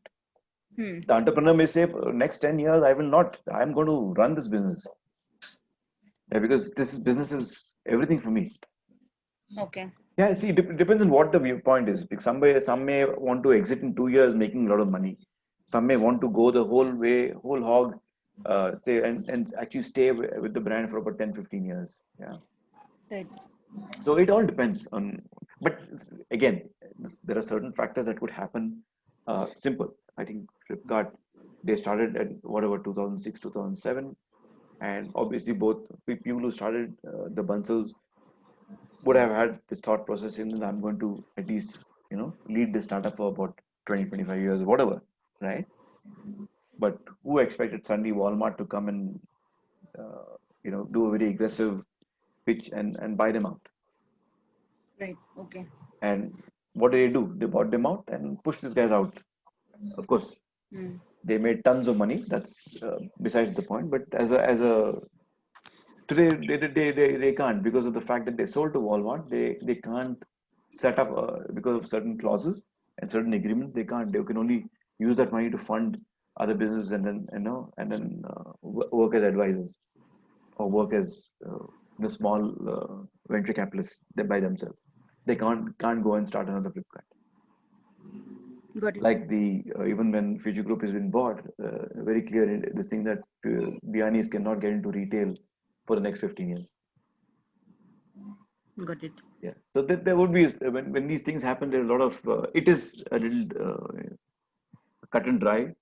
It's not a very nice space that so it can hurt. So entrepreneurs can really feel. Sometimes entrepreneurs who come with VCs suddenly feel that they don't have control. Okay. Yeah. And VCs tend to pull a lot of strings. So much so that including like if you have I don't know whether I should mention the brand name, but there's a brand name X. I mean, you will know it. It's a very popular brand name, Bangalore-based brand, which is quite national and quite visible currently also. There's a brand name X about 7 or 8 years ago, and start off very small by three or four people, four guys. No, absolutely no, not any IIMs and not any IITs, but they actually started this company with a lot of hard work and built this. You know, I've seen them because I know they used to sell also in both Brand Factory and Central, so I know two of the founders, and I've seen them grow. And suddenly one day, they Sequoia invested about 100 crores. They used to operate out of a small house, I think somewhere in Kormangla, and once, of course, Sequoia acquired them for 100 crores, things had to change, right? So Sequoia started calling the shots. Apart from the four founders, Sequoia brought in the marketing head. They brought in somebody they thought would drive marketing. They thought, and they brought in the design head. They, kind of started then, getting involved in a lot of the decisions. Which I remember after 3-4 years, I happened to meet one of the founders. And he said, and when I was still with the Future Group, of course, and he told me, you know what, funding is nice, the money is good. I'm getting much more money. Salaries have improved. Work culture, work this thing, the place of work, atmosphere, and all that is improved, but I have no control. Yes, they come to me saying that, well, let's do this, but out of 10 times, 7 times they take a call and say this has to be done. Only 3 times I can get my way. Yeah. So there are cases like that also that happens. And I'm telling you all this just to give you a perspective, not to, if some of you all have got dreams of setting up ventures, please don't, what I'm trying to tell you is give you a realistic picture and not to kind of any discourage or be prepared for anything and everything. And that's what critical risks also mean. In the current situation that you were talking about, right, Professor, in that company also, if they had decided that they're going to keep them as investors, not as the decision makers, right? Yeah. I forgot the name for it, for how to distribute that equity. So in that case, still the founder would have had some amount of control, yes, but it all depends on what was agreed upon when the funding happened. Yeah, so that's the call that as entrepreneurs we need to take, right? Yes, you need to be very, very clear. You need to be very careful as to how much control you're going. Like if with the Future Lifestyle case where Blackstone Ventures, stopped this part of the business getting sold to Reliance or even this thing, they were very clear because that's what they signed, and so much so that they had the leeway to even get BNE out of the entire system. So it is depend. Finally, it's all about what you say. What are the things in the agreement? What are the things in the legal clauses when you just before you sign on a dotted line? You have to be very, very careful. Professor, from the venturer point of view, I want to know how he would feel. He's investing his money into it, and he would like to have certain amount of control and pull some strings, right? Like whatever, I want to know that culture in the venture capital market. Like what all are the main strings that they pull? Okay. Okay. Now, how many of you ever heard of a startup called Mo Engage? Not me, Professor. I've not heard. Okay. The Mo Engage is a tech company, a marketing technology company that enables certain benefits for somebody, especially people who are selling through websites, right? E-commerce business. Now, Mo Engage started off about 5-6 years ago. It's a very small company, I think, funded by Tiger Global, and I think Sequoia has funded them. Now, like while a lot of the control has been retained by the founders, but one of the key things, see, every VC, why does he fund a business? Because he sees potential and he sees his money growing, correct? So what this particular VC has done for them is actually taken them global. They're a global fund, and they took them global because they realized that this kind of product or the service potential that Moving Age is offering was also, to earn that money faster, going global and selling and actually implementing this solution abroad would get them revenues much faster and much quicker. Which happened today. Moving Age has got offices in 40 countries, and in this period of some 8 years. Yeah, just because this VC thought it was, benefit, it would be beneficial for them. So VCs can also help in that way. The other one is a company called Cloud Cherry, started many years ago, and I think they also got funding from Sequoia. They got funding from Sequoia. They were this thing. Today acquired by Cisco. In 2004. They started in 2012, 13, 2015, 16. They decided to put the expansion of the India office on hold and went and set up an American office because they realized that America requires this solution, and the American companies will pay. They can charge half the price of what solutions are already available in America, and that half the price what they get in America is 10-15 times the price that an Indian company would pay. So they set up an office in the US. Today Cisco has bought them over. So Cisco's completely acquired them, lock, stock and barrel, which means technology, team, everything, yeah. And all facilitated by Sequoia, which is good in a way. But it all depends on what kind of funding you get. Okay, there are people who will come and give you very seed funding, say $500,000 or $200,000, $300,000. They will not do anything. They'll give you a fund and they'll walk away, and they'll just maybe ask you every 2 or 3 months what's happening. But there are guys who will come and give you 100 crores, 200 crores, 300 crores. They are coming because they're kind of giving you that money. They also want to put their skin into the game, and that's when they will take a larger role and more active role in the startup. So when they take active role, Professor, is there a risk also that they take, Professor? If something goes wrong, it's the risk also, right? It's a risk. It is a risk. Yeah. I'll show you one slide as to how they invest and how they make their money. Sure, Professor. Okay, I'll show you, but it is a risk. This is both again a risk. See, always you realize there's always this. If you look at a coin, there are two sides to it. Yeah, so there will be always a gain and always some kind of risk that would also come. So, what is the risk of signing up 100 crore funding deal? That when the entrepreneur would have to cede some control. He's got no choice. He'll have to cede some control. So they'll say, "I'll buy 30% of the company," and the moment you buy 30% or take up 30%, your hold gets limited, right? So that's how, yeah. So some of the common mistakes that entrepreneurs make when developing business plan is being unable to articulate very clearly. And you have to be very, very clear in terms of your the language and the word used. And when I say articulate, it not mean that your language has to be very stylish, but very, very clearly explain every point. Professor, yeah. What is an ideal ratio of investment between entrepreneur and VCs? Anything, or it can be anything? Is there any ideal ratio for successful? Byju's, I think if I remember right, today the promoters, or when I say promoters, the entrepreneurial team of Byju and his wife and all that, I think is now down to about not even 20%. Yeah, the rest of it all has been given away through different funding agencies.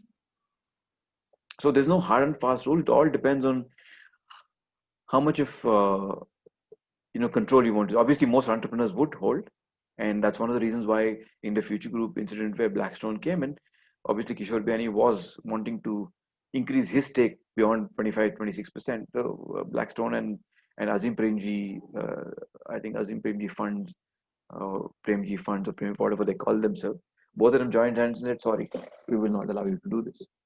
So yeah, so it all depends on how much of control or how much money that the entrepreneur finally wants.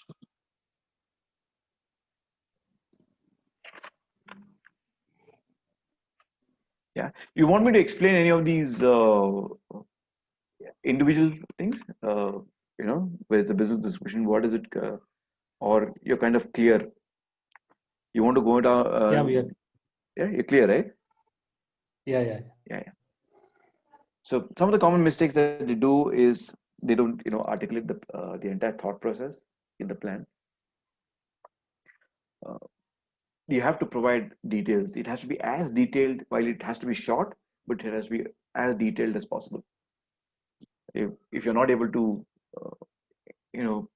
put your goals and objectives and articulate it well, can also become a problem, because then the VCs lose interest. And a lot of it, I think, is depending on how much, how well the entire thing is structured and communicates your entire viewpoint. Some very specific section mistakes, executive summary can also be long. Instead of 2 or 3 pages with the VC would read, it would just kind of go into sheets and sheets of paper. Like I said, use of adjectives and superfluous information can be very detrimental. If you're an entrepreneur and as a management team, list down who you are and who your team is. What are you? I was working in XYZ company. This is who I am. This is what I've done in the last 10 years that I've been there. This has been my growth path within that, because they will call up and actually do reference checks about you. You may not have set up a prior business, but at least they will call up the company and find out who you are, what you are, what kind of a person you are. Are you ethical? Are you not ethical?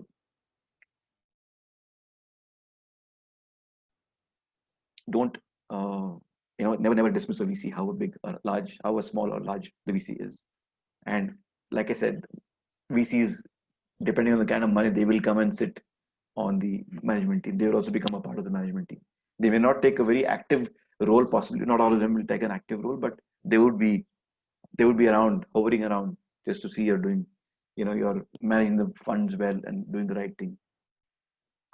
And when it comes to marketing, what happens is a lot of entrepreneurs go by gut feel. Yeah, they go or they go rely on a lot of secondary research. Secondary research is basically research that is readily available in the marketplace, or they would go by certain media reports of industry trends and all that. It's good to have that, but also pick up on a lot of primary. And primary is basically where the company, the venture itself, or the entrepreneurial team or the founding team actually goes into the market, understands their potential customers' problems, how will they solve it, and stuff like that. Financials never underestimate cash flow requirements. Do not inflate or understate margins to reach profitability. So any kind of hanky-panky done on the financial statements can also become, because if you do it here, the VC will get an immediate signal saying that you may actually, when money starts coming into you may, the entrepreneur may tend to misuse those funds. Important to keep updating the plan. Once the venture is kicked off, the plan continues to be a good reference point. Document the financial and overall thought process, because as time goes by, a lot of the thought process keeps changing. The product design may have changed, whatever, teams have changed. Yeah, so it's very important that the plan keeps getting developed and keeps getting refreshed every, and usually they do it once in 6 months. Hence, it is important to keep updating both internal and internal environments are dynamic, but it could be financial, macro, most important. Financial and macroeconomic scenarios keep changing. Sometimes there is a need for additional capital. So you'll need to, after 1 year, you may go again and meet somebody else for funding. What market changes are happening? Customers have changed. Today, you started speaking to a certain set of customers. Tomorrow, you may realize that they're not. I need to go and target somebody else. Or this solution is operating in the, he's helping restaurants and kiosks because it solves a certain problem. But suddenly after 2 years, you realize, hey, you know what, if I just add this extra component to the product, it can actually start helping retail companies. So the change could happen even that. Or there's another startup that comes and offers something similar, better priced. So how do you kind of compete with that? So improvements to product or service, or launch a completely new product. You started a team of 4 people. Now one of them is left. You need to bring in somebody else, or you may not want to bring in somebody else. So the entire plan is to undergo an update, because you have to remove the details of that person who was there. And the need for refreshment, need for it being refreshed, means that it has to reflect the current or new reality. Like today, I think a lot of entrepreneurs must be reworking in their business plans post COVID. Pricing plans, I know, have been reworked by a lot of them.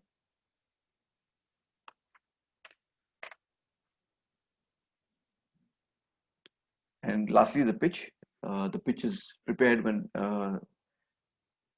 once you prepare the pitch, you have to go and present it to the VC. So, like I said, the overall business plan is sent to the VC first. They take a look at it, then they set up the meeting, physical face-to-face meeting, where you can go and pitch. Sometimes they say called the elevator pitch. I don't know if you've read or heard about something called the elevator pitch. It is something where it is sometimes entrepreneur may get an opportunity at an event, at a common event where there's a very senior VC guy has also attending. So how do you get that 1 minute with him to say, hey, you know what, this is who I am, and I would like to meet you, and I want you to listen to me. So how do you convince him in that 1 minute, the elevator pitch? So a lot of these things need to get practiced. Yeah. So whether it's your oral presentation that you're going to the VC, that you're making in the VC's boardroom, or the elevator pitch, everything needs to get so in the entrepreneur's head, there's a lot of things going on. Yeah.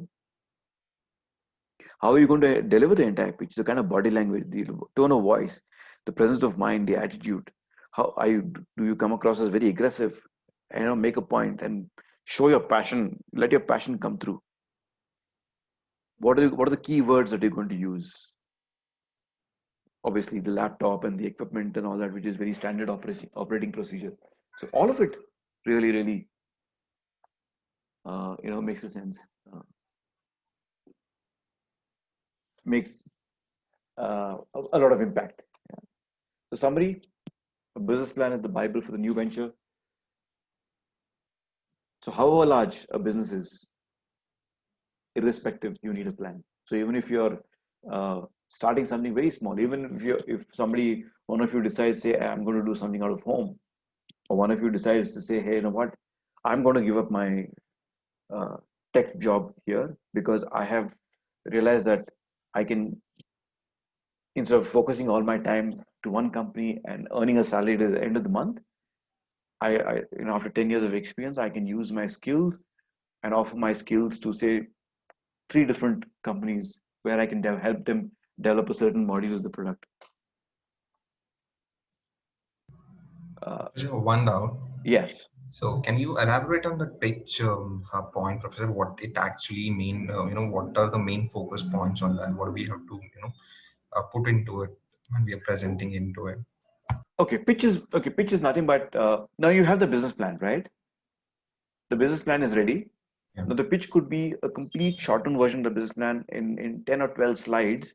You create the presentation, or I'm sorry, in about 20 slides, you'll create a presentation which you need to present it to the VCs. So that's the pitch. Pitch is nothing but the opportunity to actually make a presentation to the VCs. So you're pitching the idea to the VCs in person. So how many slides presentation you make? 15 slides, 10 slides, 15 slides. What do you need to capture in that presentation? Okay. What do you need to say? Okay. Your entire script. Yeah, your entire script. Professor, when you have a 5-minute pitch or something like that, I've heard even some of my friends who have tried to do their business, they've gone for these venture capitalists where they try to organize startup events, right? Right. So over there, they ask for 5-minute pitch and stuff, right? So for 5 minutes, how would we cover slides? I'm just trying to get. You know what? I'm glad you asked me this question. There are VCs who ask for 1 minute pitch. Tell me in 1 minute. Tell me in 1 minute what you think. What your business idea is.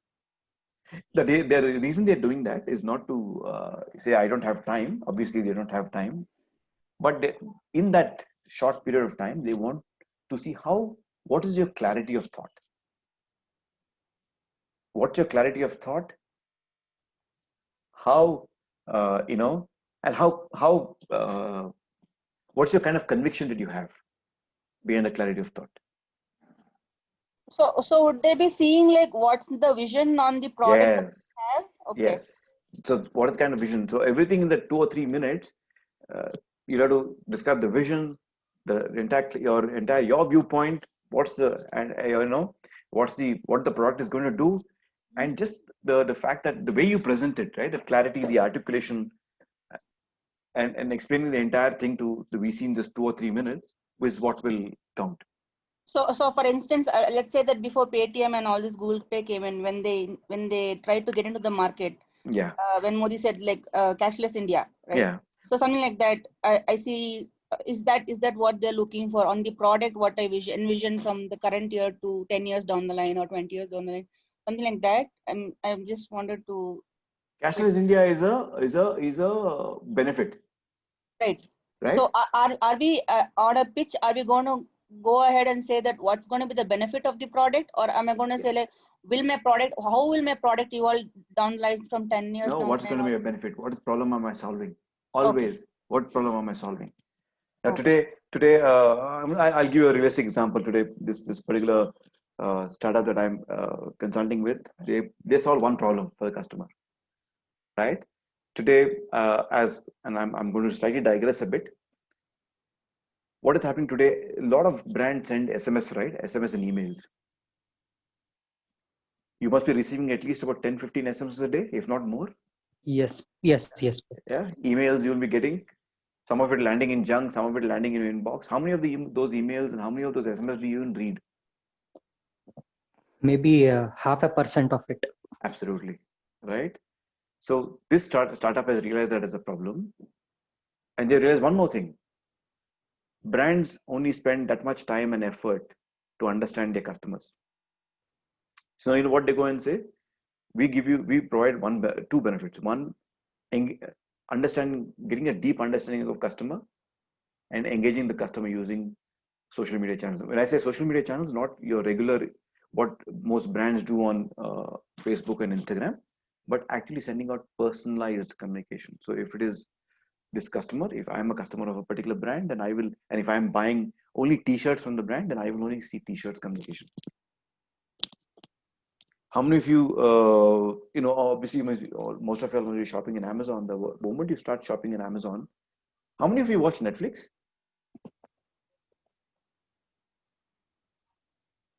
Are all familiar with Netflix? Yeah, we Yes, are. Professor. Yeah. So the Yes. moment you start watching or start going to Netflix starts looking at your behavior and starts doing recommendations, right?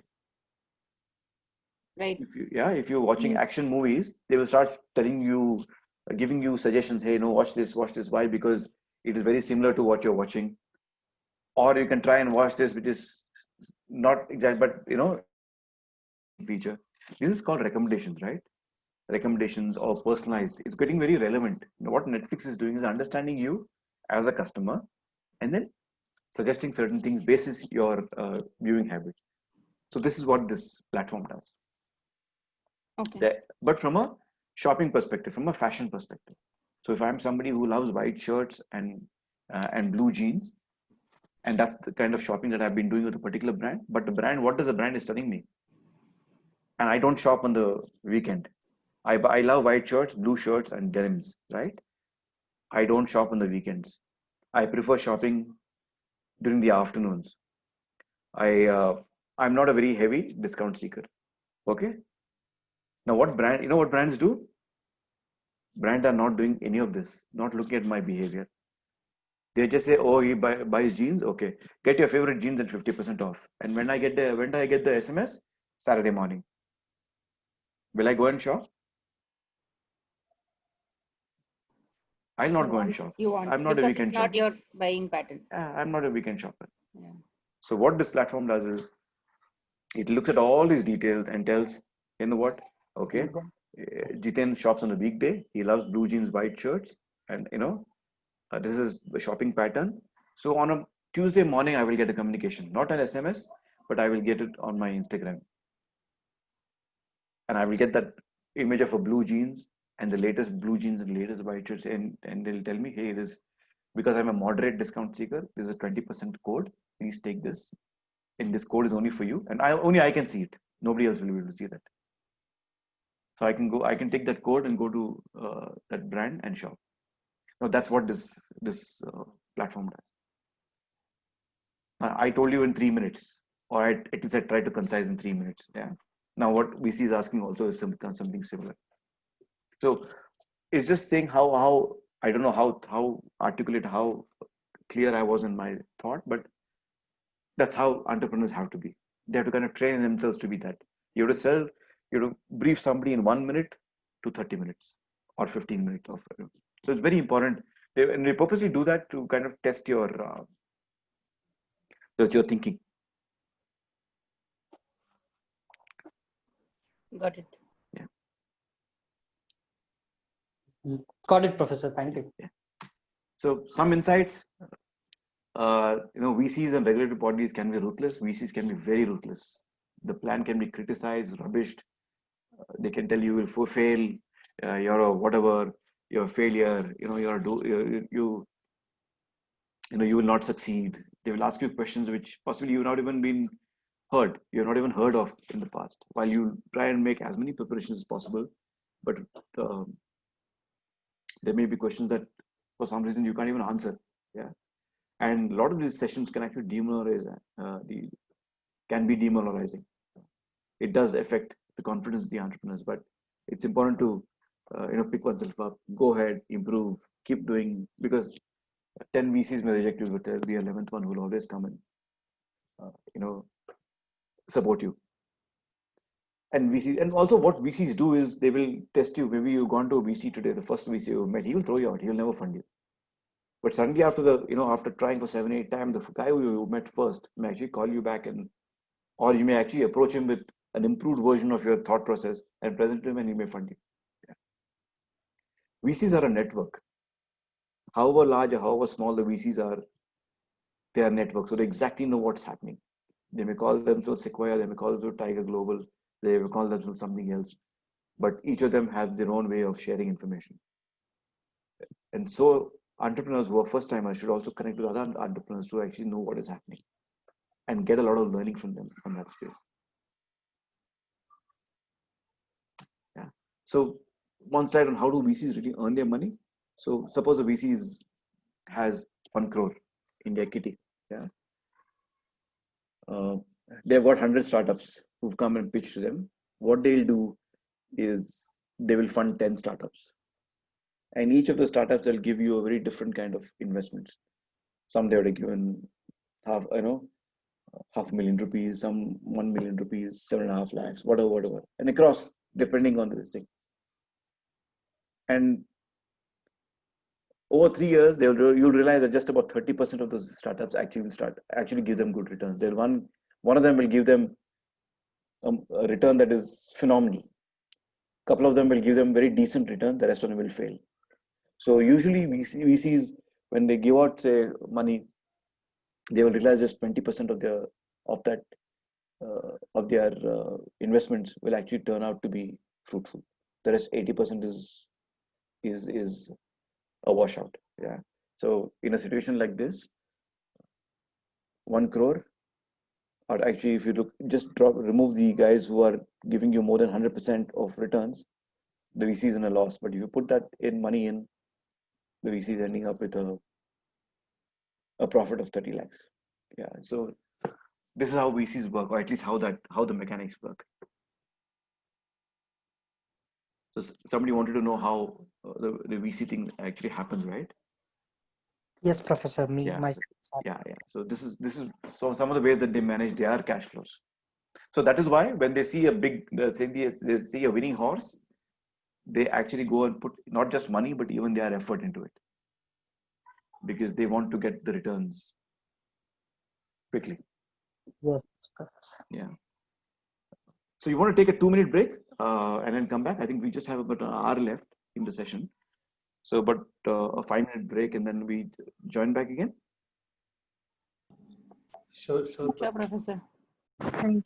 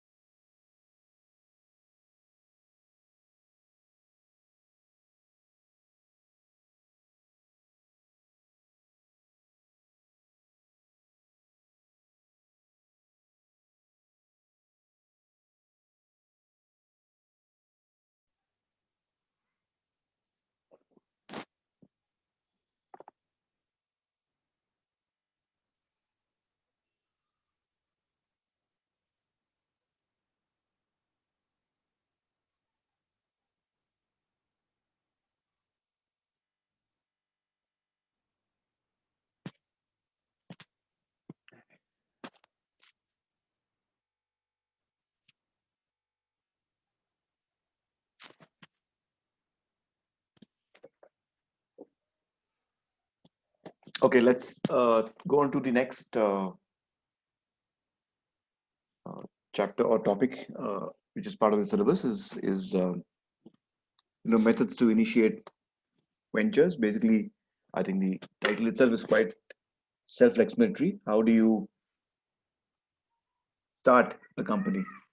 Of course, we've kind of gone through what does it take, and one of the key things that it takes is actually putting in place a business plan, which helps formulate the entire thought process. But how are you actually going to initiate those ventures, right?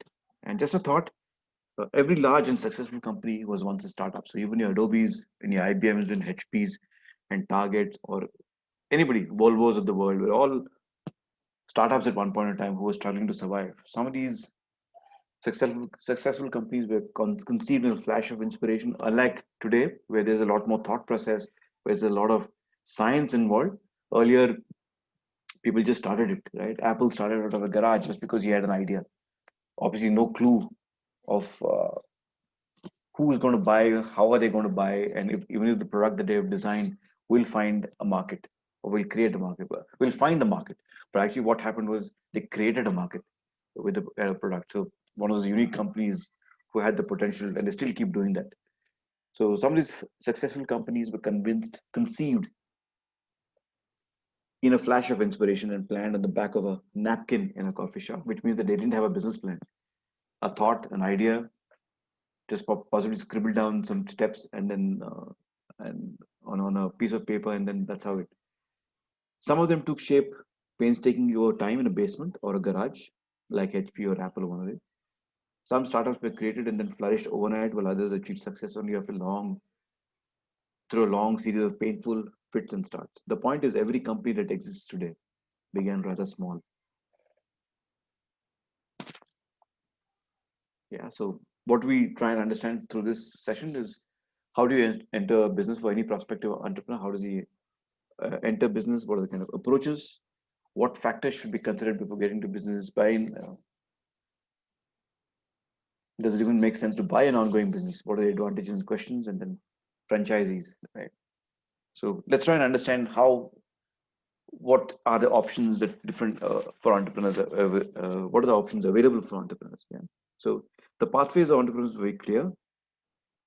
Every prospective entrepreneur wants to know the best methods to enter a business. In other words, what are the ideal ways to start a business? And there are different reasons for this kind of thought process, because one is you either want to ensure that you are compliant in all forms in terms of both administrative and legal, or you want to find the easiest way to start a business without too many legal hurdles or too many administrative hurdles. So, and there are three ways, right? A business can be started today. One is creating a complete new venture ground up from zero. The second one is acquiring an existing venture. Or third is obtaining a franchise. Each method has advantages, disadvantages, and each obviously, like a coin, it has two sides. So obviously you have pros and cons.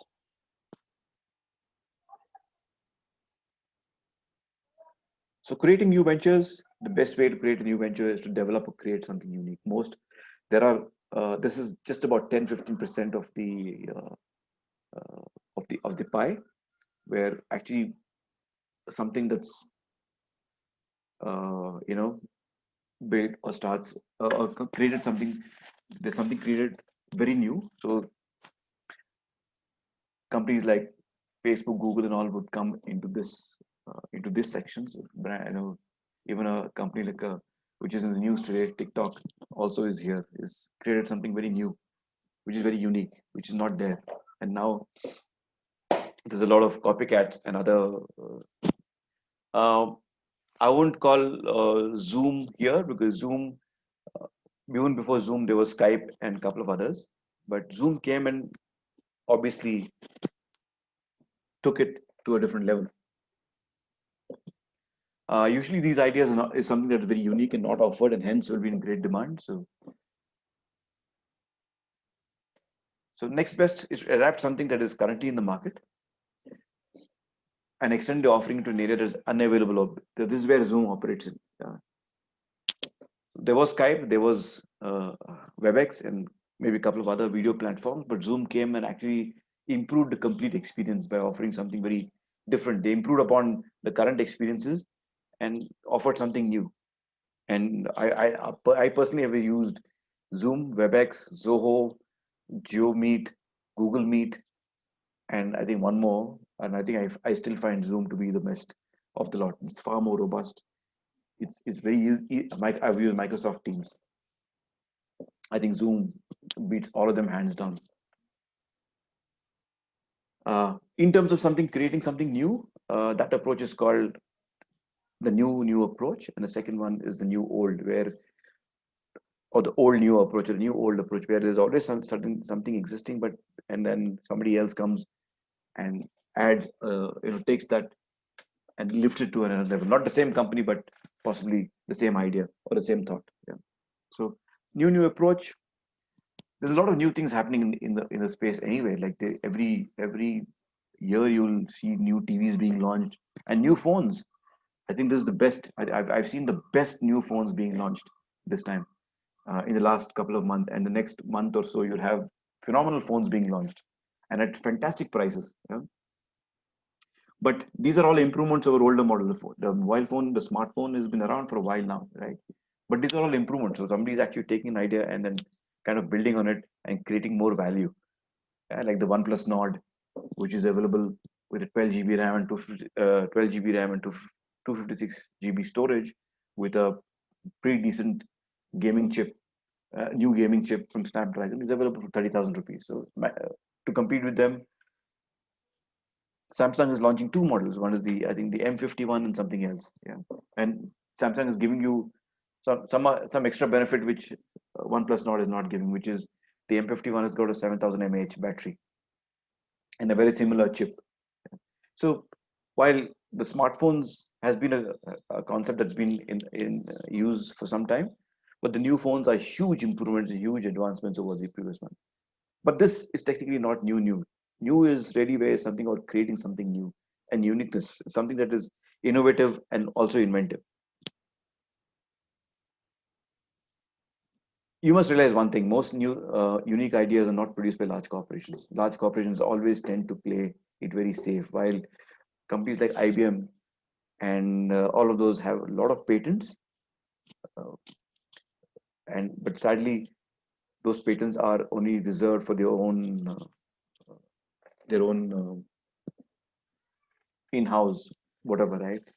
The actual thing is the products that they come out with are not very innovative and has been standard for a long period of time. Simple, why didn't companies like BMW or Mercedes-Benz or even any of the others come out with self-driving cars? Why was it a company like Tesla that did it? And Tesla is being spoken about so much. Or simple, why was it Zoom that took off and gave you something very different, a very different experience on the video software, on the video conferencing tool? Why wasn't it not Microsoft that could do it, even though Microsoft had Teams? By the way, I was reading somewhere, and Zoom is built on Microsoft technologies. Yeah. So what stopped Microsoft from creating another Zoom? And a lot of these new thought process or these new things that come from people's experiences, right? Whether it was starting Swiggy. Delivery from a restaurant was nothing new. But like one restaurant could deliver only their stuff to within a certain radius to the customer. And delivery business was just about 2 or 3% of any restaurant's overall business. But Swiggy came and like democratized the whole thing, saying that forget that. And obviously what helped them was technology. They kind of brought all the those restaurants on a platform using technology. Yeah, which is where I think business is moving to, from a very product centric business. Business is moving to a more platform centric. They use that as a as a as a benefit, and said I will kind of put all these restaurants on the platform and give you the option of ordering from anywhere, and we'll deliver it to you. So the entire thing got democratized. So Like most business ideas tend to come from people's experiences. Main focus for entrepreneurs has been prior jobs, hobbies, or interests. Yeah. So to start something new, to start something different, it's always come from their previous experiences. Just to give you a perspective, how does it different? How does from an entrepreneurial thinking, from a gender-based thinking, how does it help? Whether it's a man or a woman, your prior job or hobbies, interests play a larger role in enabling them to create a new venture, and especially women, it's your hobby interest. So things like scaling up something to do with finance, or scaling up something to do with cooking, or something to do with is always where women will take the lead. Fashion also, women are quite proliferant, quite good at actually taking something around fashion and then building it up. Whereas for men, it could be more technology, more in the technology, or more something that they face in the current job role, which they want to improve, which they know the current company that they're working will not improve. But and if they to offer something like that, they'll have to actually get it on their own. So new old approach, we've seen what the new approach is, and the new old approach is something where most small ventures do not really start with a totally unique idea. Instead, they piggyback on an existing idea and improve upon it. Hence the term new old. Yeah. So Zoom is a classic example of not a very unique idea, but they took it and lifted it to a very different level. Common examples are restaurants, retail stores, tech platforms that show minor variations. And the large chunk, about 80% of the startups are in this space. Not even 80, I think about 10% would be the more new, unique kind of an approach. This would be about 80%, 75 to 80%. And the biggest risk here is the fact that it's filled with a lot of competition. If you're really unique, there can be only one Facebook, there can be only one Google, there can be only one, Adobe.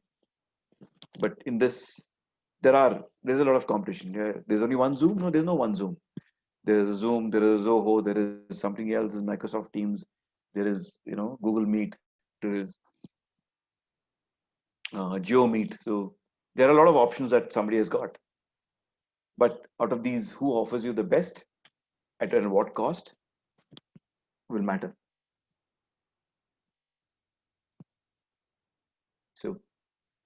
So regardless whether the business is based on either new or new old approach, entrepreneur cannot rely on just gut feeling or intuition alone to get started. Yeah, proper planning and analysis are key to any successful venture. So whatever be the business, whatever be the idea, however the entrepreneur wants to build it, he has to put in that effort. So that's why the business plan is so very critical. And that's why I purposely started with the fact that, spending a lot more time on the business plan, because that's where everything really kind of gets crystallized.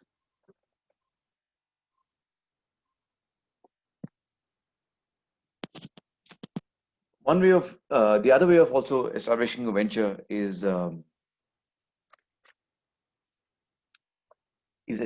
acquiring something that's already that's in operation. Yeah.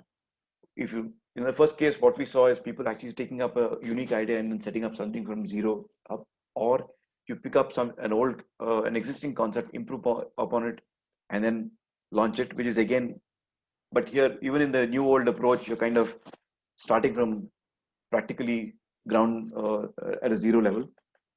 There are times when an entrepreneur may say, hey, you know what, I have the monies.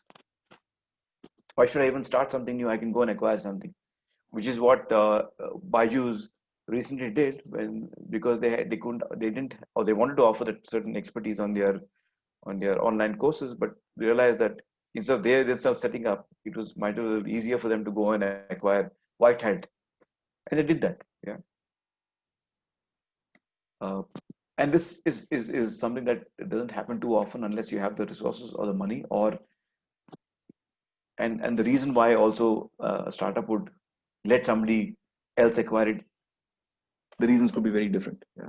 So prospective entrepreneur may seek to purchase a business venture rather than start one. This method can be successful, but numerous factors need to be analyzed. It's not something, while it's an easier way of getting to business, but there are a lot of other factors and points that need to get be looked at. It is something that an entrepreneur or a set of entrepreneurs or a founding team can't do on their own.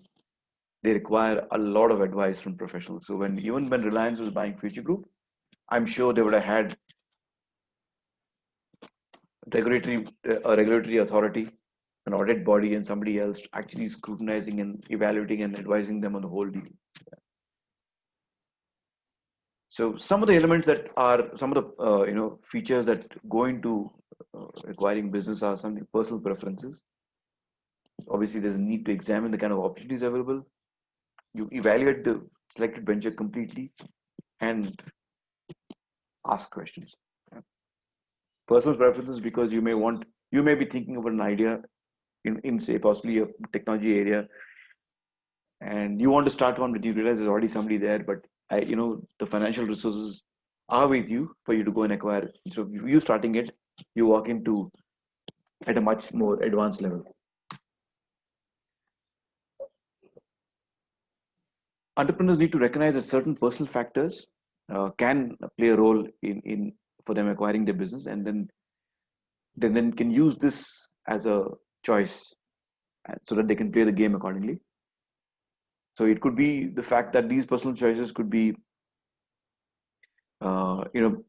could result or could stem from the fact that the owner entrepreneur's background or his skills or his interests are like not a very good example, not a very good one or a very, very relevant one, but in a way,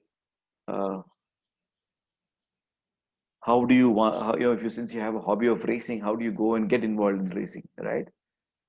The thing is to start a racing company and then hire drivers, build a car and do it, or you go and acquire one. And it's what some years back Vijay Mallya went and did, right? He acquired and created a company called Force India. If some of you are fans of Formula One racing, so how do you get, because you're a racing enthusiast, you're a big fan of Formula One, and you want to play a part there. So you go and buy that company and then create Force One or Force India, whatever it was called. So that's one way of doing it. That was his interest, that was his hobby, and then he kind of made it a reality.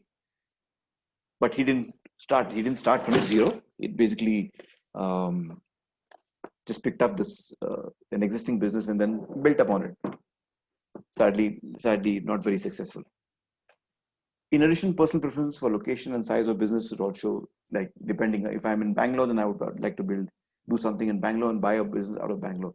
Why should I go and pick up something in Singapore or other thing, knowing fully well that I may not even, decide to move or shift my base? Yeah. So entrepreneurs in search of a possible venture to buy need to examine available opportunities through various sources.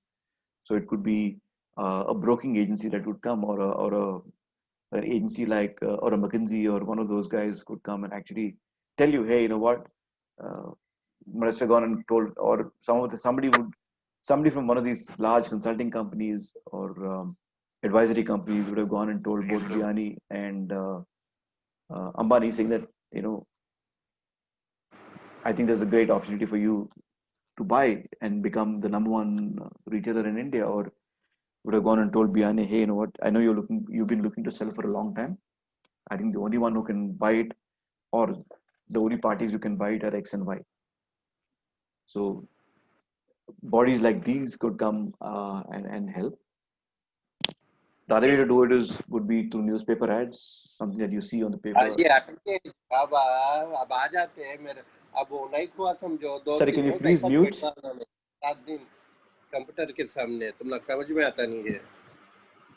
Can you please mute, or if you have a question, please ask me.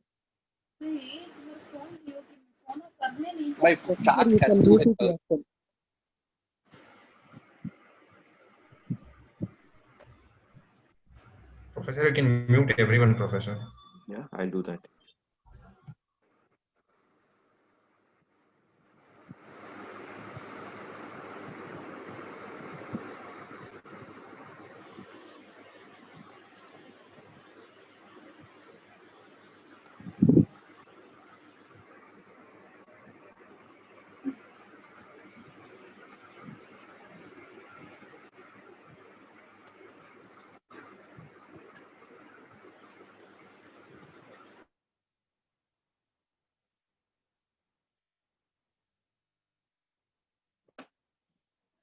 So before before an entrepreneur can go and pick up a business, obviously a lot of opportunities that need to get evaluated. Those opportunities could come to you through different sources. There are companies or there are startups who would go out and actually advertising the fact that I want to sell, or through a network, through VCs, this information could come through. Professional sources, personal sources, entrepreneur networks, or communities could also share this information for a prospective buyer to go and pick up an existing business.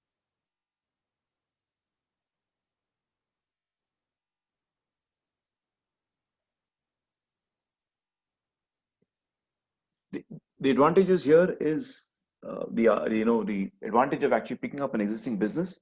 I think is very simple, right? Very easy to understand. The business is already existing.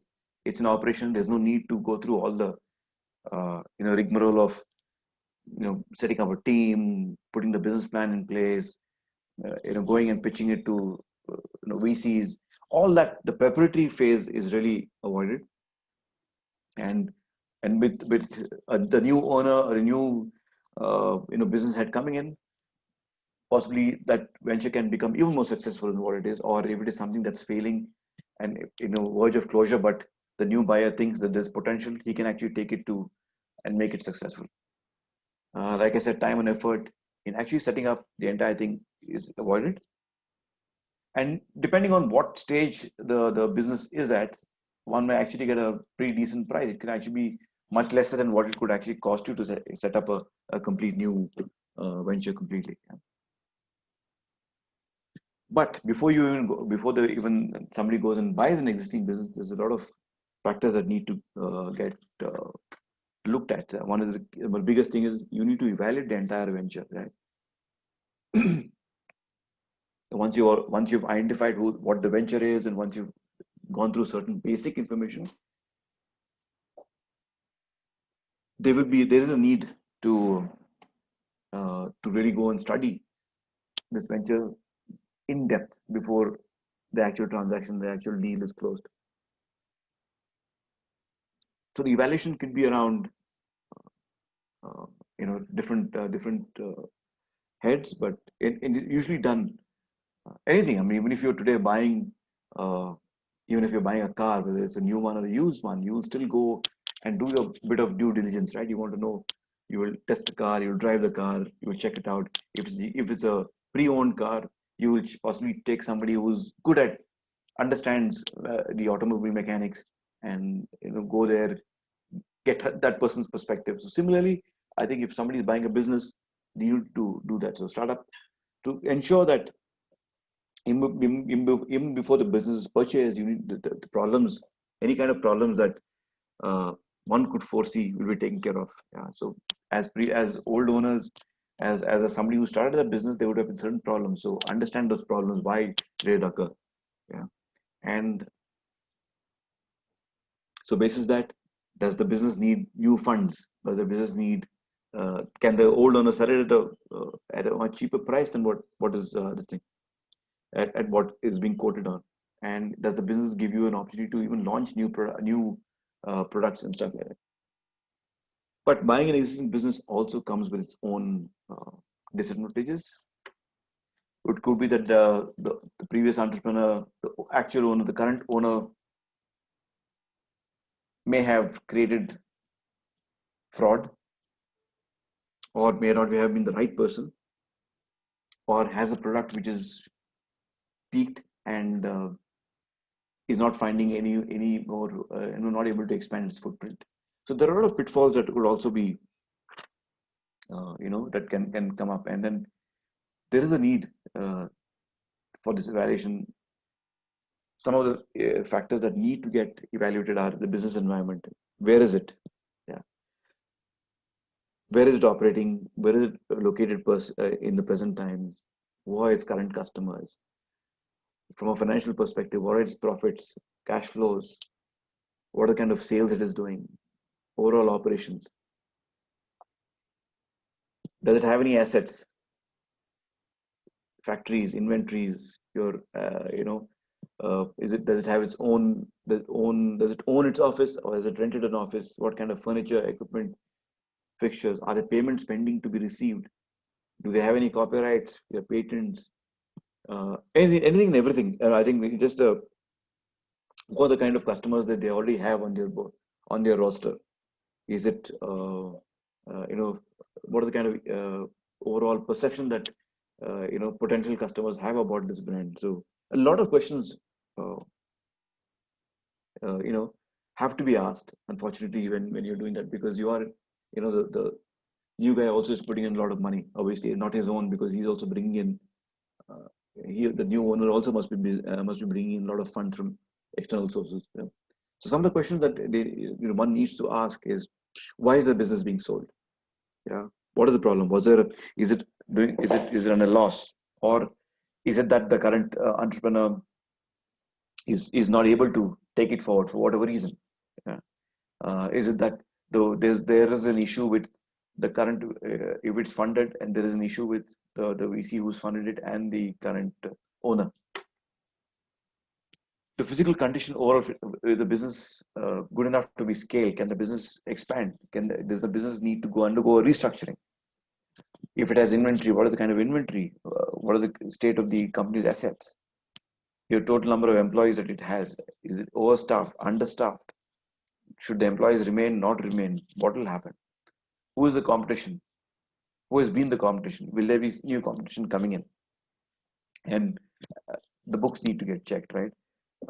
How has been the transactions been? Is it the company that's been very clean in the way it's maintained its books?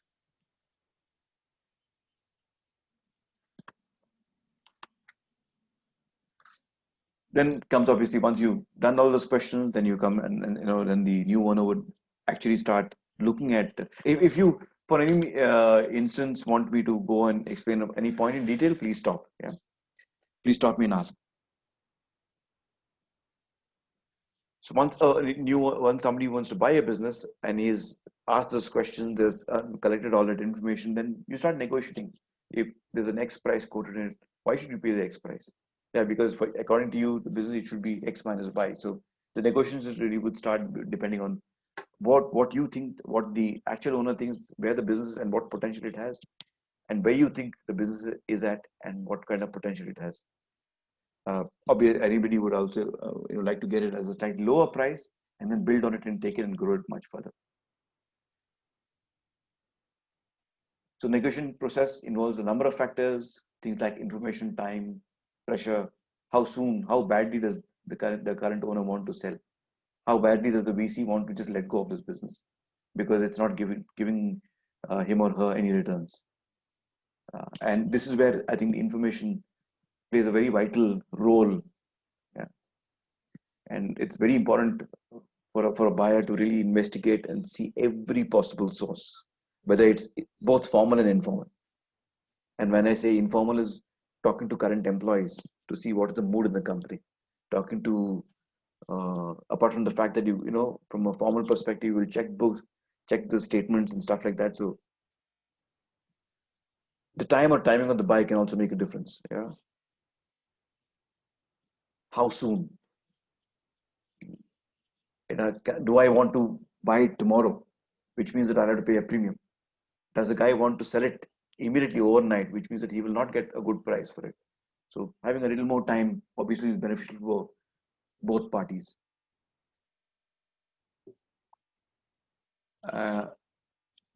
Then, like I said, if there's not much of alternatives for each party, then the deal can obviously get either be good or a bad one. The do's and don'ts of buying a business: sometimes people will sell, but they still want to maintain a small interest in the business, which is what was happening in the sale of which is what basically Reliance made very clear to Biyani, saying that, hey, we are buying the business out completely, which means that you are not part of it and you can't start anything in the retail space, or which is what Blackstone also told the Future Group or the Biyani, saying that you can't do certain things because of whatever reason. Yeah. Never rely on oral. While you can obviously use oral information to build intelligence, but not as a decision-making factor. these things can't be done alone. You need a professional. There's a professional audit firm that is required that can examine the books, check the cash flows, check out market perception. We're going to investigate a lot of what is really happening. If the company is publicly listed, then where it shares, how are the share dealings being done, how are the shares been allotted. All of these needs to get talk to employees, current employees, past employees, to understand what is the sentiment existing with them or with the past employees. Actually find out why the company is for sale. Is it undergoing a loss, or the entrepreneur wants to cash out? He's made his money. He's got health problems. He just wants to give up and not continue. Whatever reason, the reasons could be many. Some of it valid, some of it could be. And the other way of setting up a business for anybody is picking up a franchise, right? It is what they call a hybrid. And franchisee business is a very old concept. It's been around in India for a very long time, and today, a lot of these concepts are getting more organized, and hence, also getting branded. So this is called a hybrid form of investing, where setting up a franchise on a hybrid form, you're setting up a business, which means that you are an entrepreneur in a way. You're building something of your own, but to help you build it, you're kind of leveraging on certain strengths that possibly another business is bringing to the table. Yeah, in one form, the business does incorporate some of the. Yes, it gives you the independence as an entrepreneur, but it also has a bit of controls that are there. So kiosks, example, Pizza Hut, a great example of franchisee business, right? Today, most of the outlets that you see are not company owned, but all franchisees. So why would you take it up? One, yes, I am running a business of my own, which means that I have set up something. I'm creating that plan. I'm doing all that, but I'm also leveraging on the power of a brand called Pizza Hut. So a franchisee can still operate as an independent business and enjoy the advantage of a larger business. So there's a benefit of both with the franchise or a hybrid business model. So while most common ones are QSRs and salons and restaurants and retail stores, today you have franchises for medical labs, and I think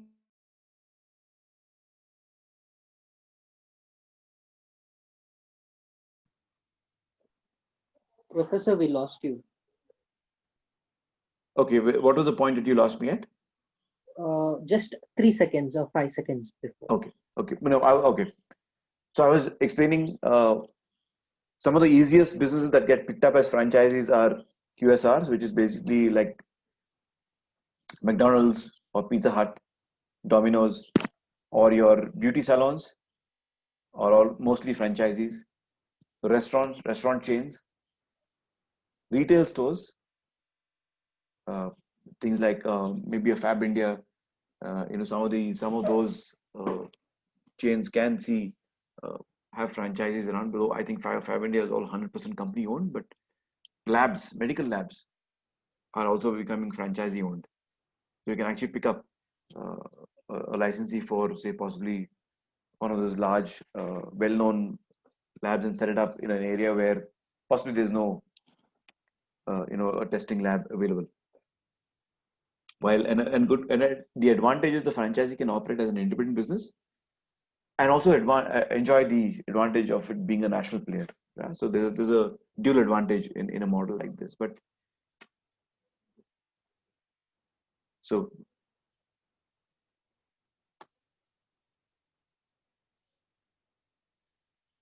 how does a franchisee work? For a franchise, somebody who's taking up a franchise, any of you say tomorrow wants to take up a franchisee of, say, Domino's. So how does it work? So you would basically make a financial investment in the operation, right? The investment could come, obviously you're borrowing money from somewhere, or you have enough money with you that you can put into the business.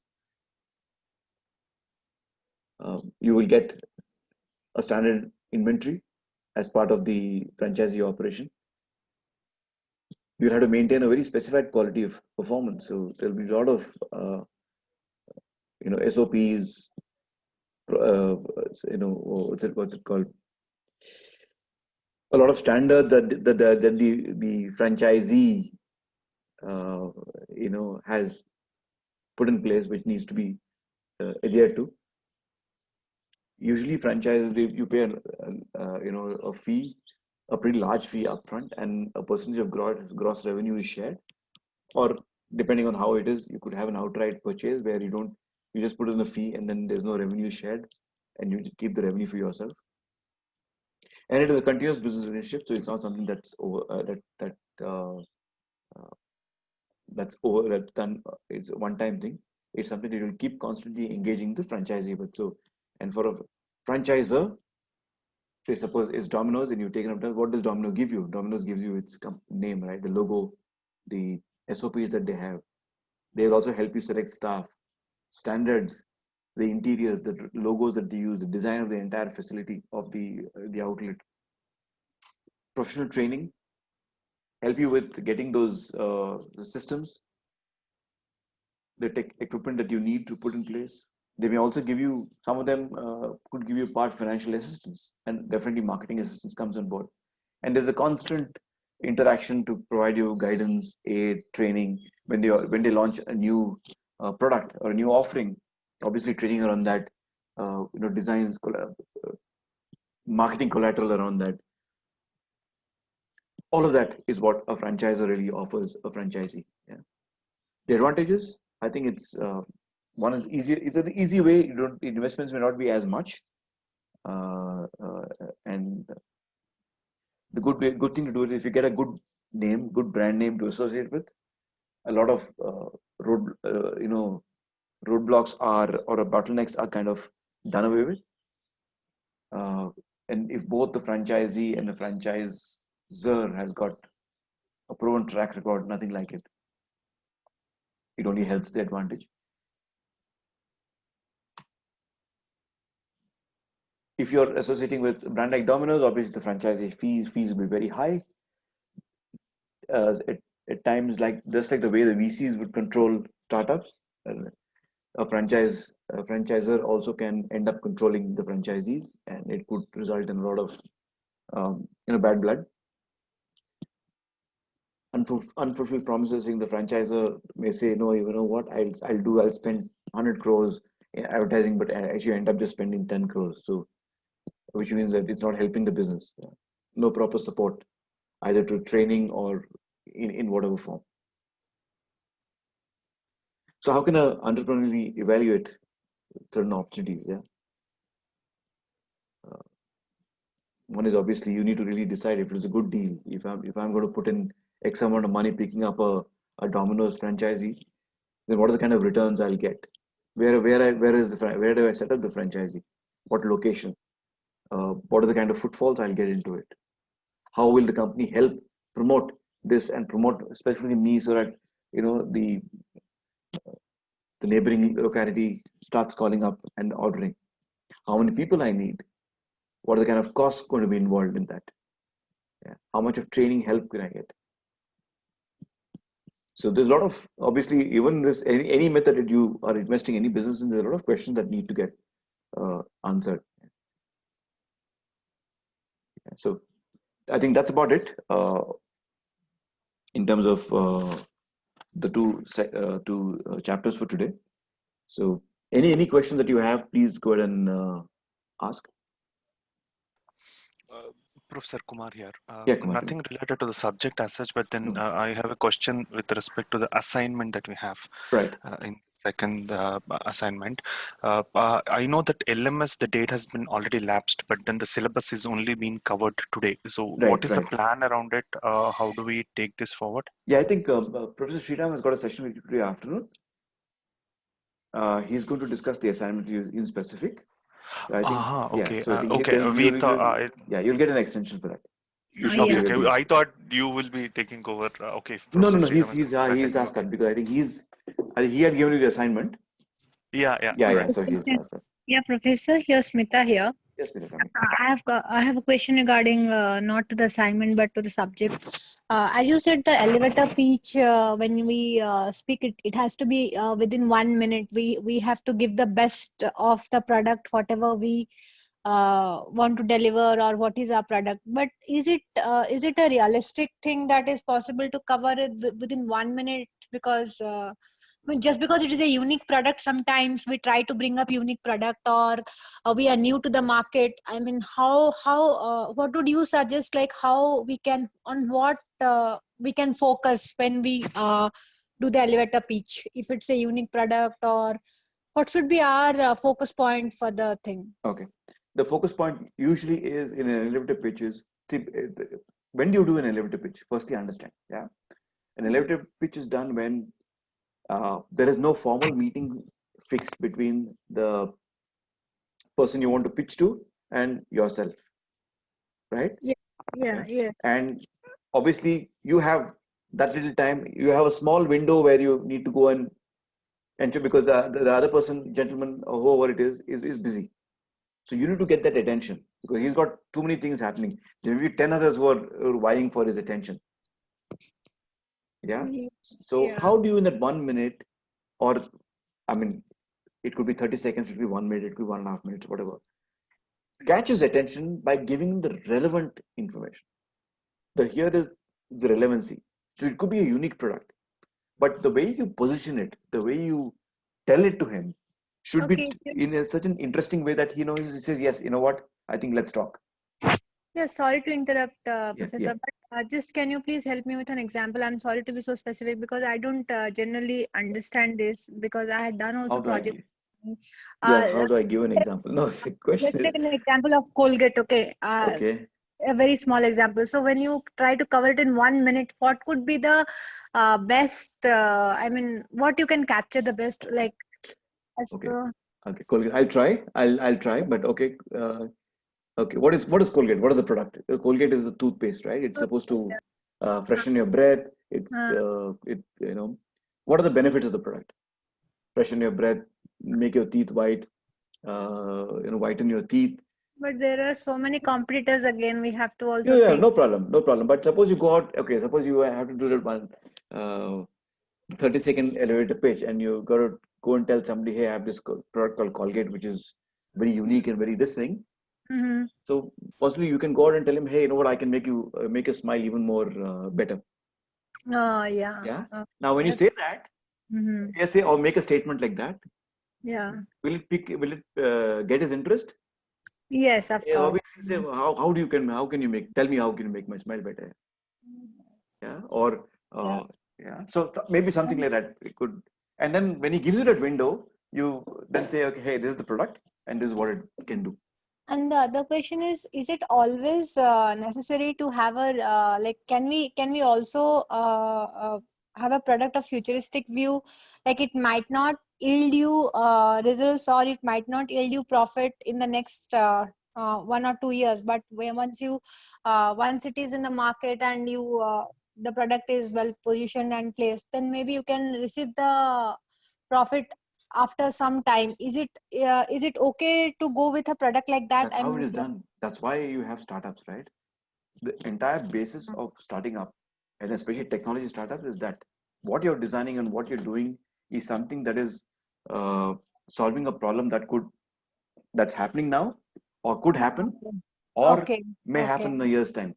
Okay. Yes. Yeah? Yes. What could be the gap? Let's say, like, what could be the ideal gap of getting a profit for a product? 3 years is what they say. Okay. 3 years. So yeah. Okay. Got it. But, thank you so much. 3 years is what a benchmark is given. But there are companies that may achieve profit much earlier. Amazon's retail business is still not profitable completely year on year. Depends on the product as well, right? I mean, yeah, depends on product, depends on the market, depends on pricing, depends on so many factors. Right. Professor, I have a question on this franchisee concept. Okay. Yeah. Since franchisees are basically the people who are small business owners, right? The franchisor provides you the. Correct. So now how does a franchisor get listed on the IPO? Because they are going to have only goodwill at that point, right? Because all their form of revenue would be because of these franchisees. They give an amount of money to the franchisor because they are having the brand. They are selling under the brand, right? That's the revenue they're going to get. So when they go to IPO, are they going to get all the revenue details of all the franchisees under them? Yes. Okay. Yes. You will have to. You'll have to list it down. Okay. Because it is as a business, it will be listed, right? Because your earnings, once you start, you have to show your earnings, your revenue streams. So question will be asked, where is the revenue stream? Where is the revenue is coming from? Okay.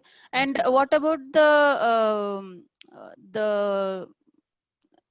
if it's on a stock, right? So the person who has number of stocks, the director board and stuff, right? How does that get decided?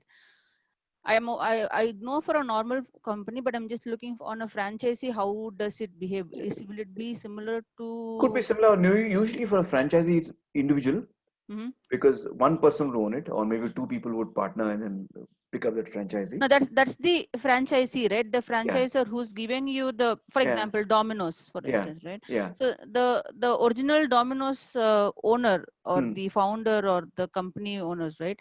They are going to get an amount of revenue from the franchisees. Correct. Who are going to sell under their label. Correct. And then for the listing of IPO also, they'll be getting whatever income revenue statements you're going to give them, how our revenue is getting generated, they're going to take that. Right. What about major decisions, right?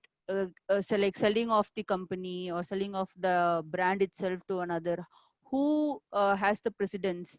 How does that get decided? The board of directors, the CEO and the board of directors. Yeah, right now in a normal company, the board of directors is determined by the owners, people who purchased the stock, right? Right. Now on a franchisee, how does it get? Is it Unless the the same? franchisee, depending on what is if it is, say, if they have 100 outlets, right?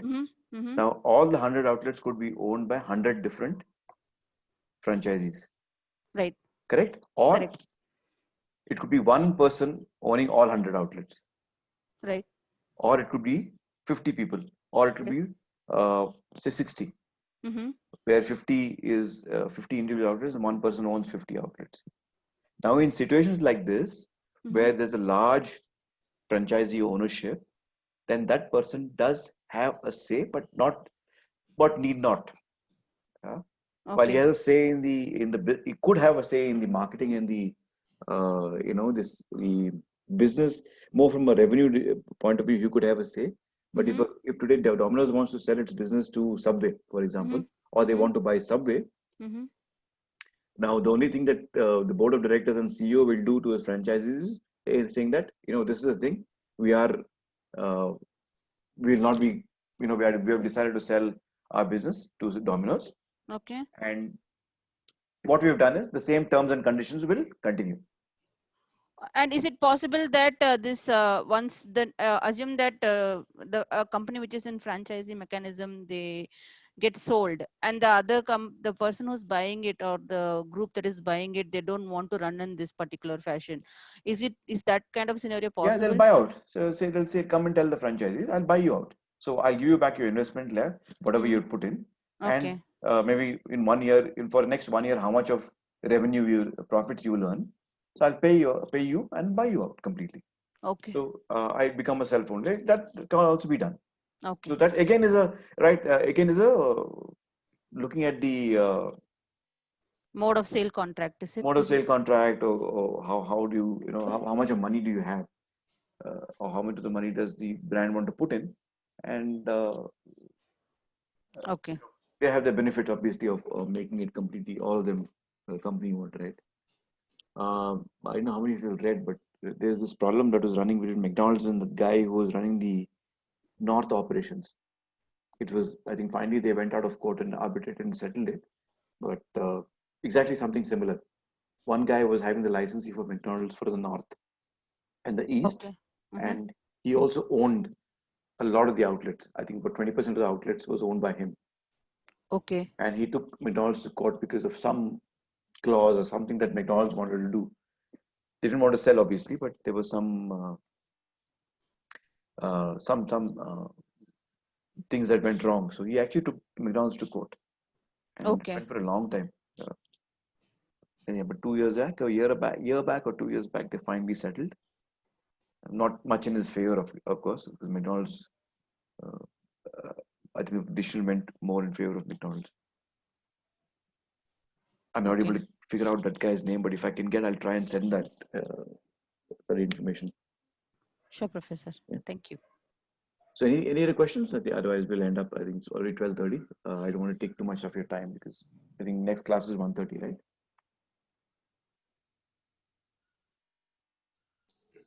Yes, Professor. Okay. All right then. I'll see you guys tomorrow at the same time, 9:30. Thank you, Professor. Thank you. Thanks. Bye-bye. Thank you, Professor. Thank you, Thank you. Professor. Thanks.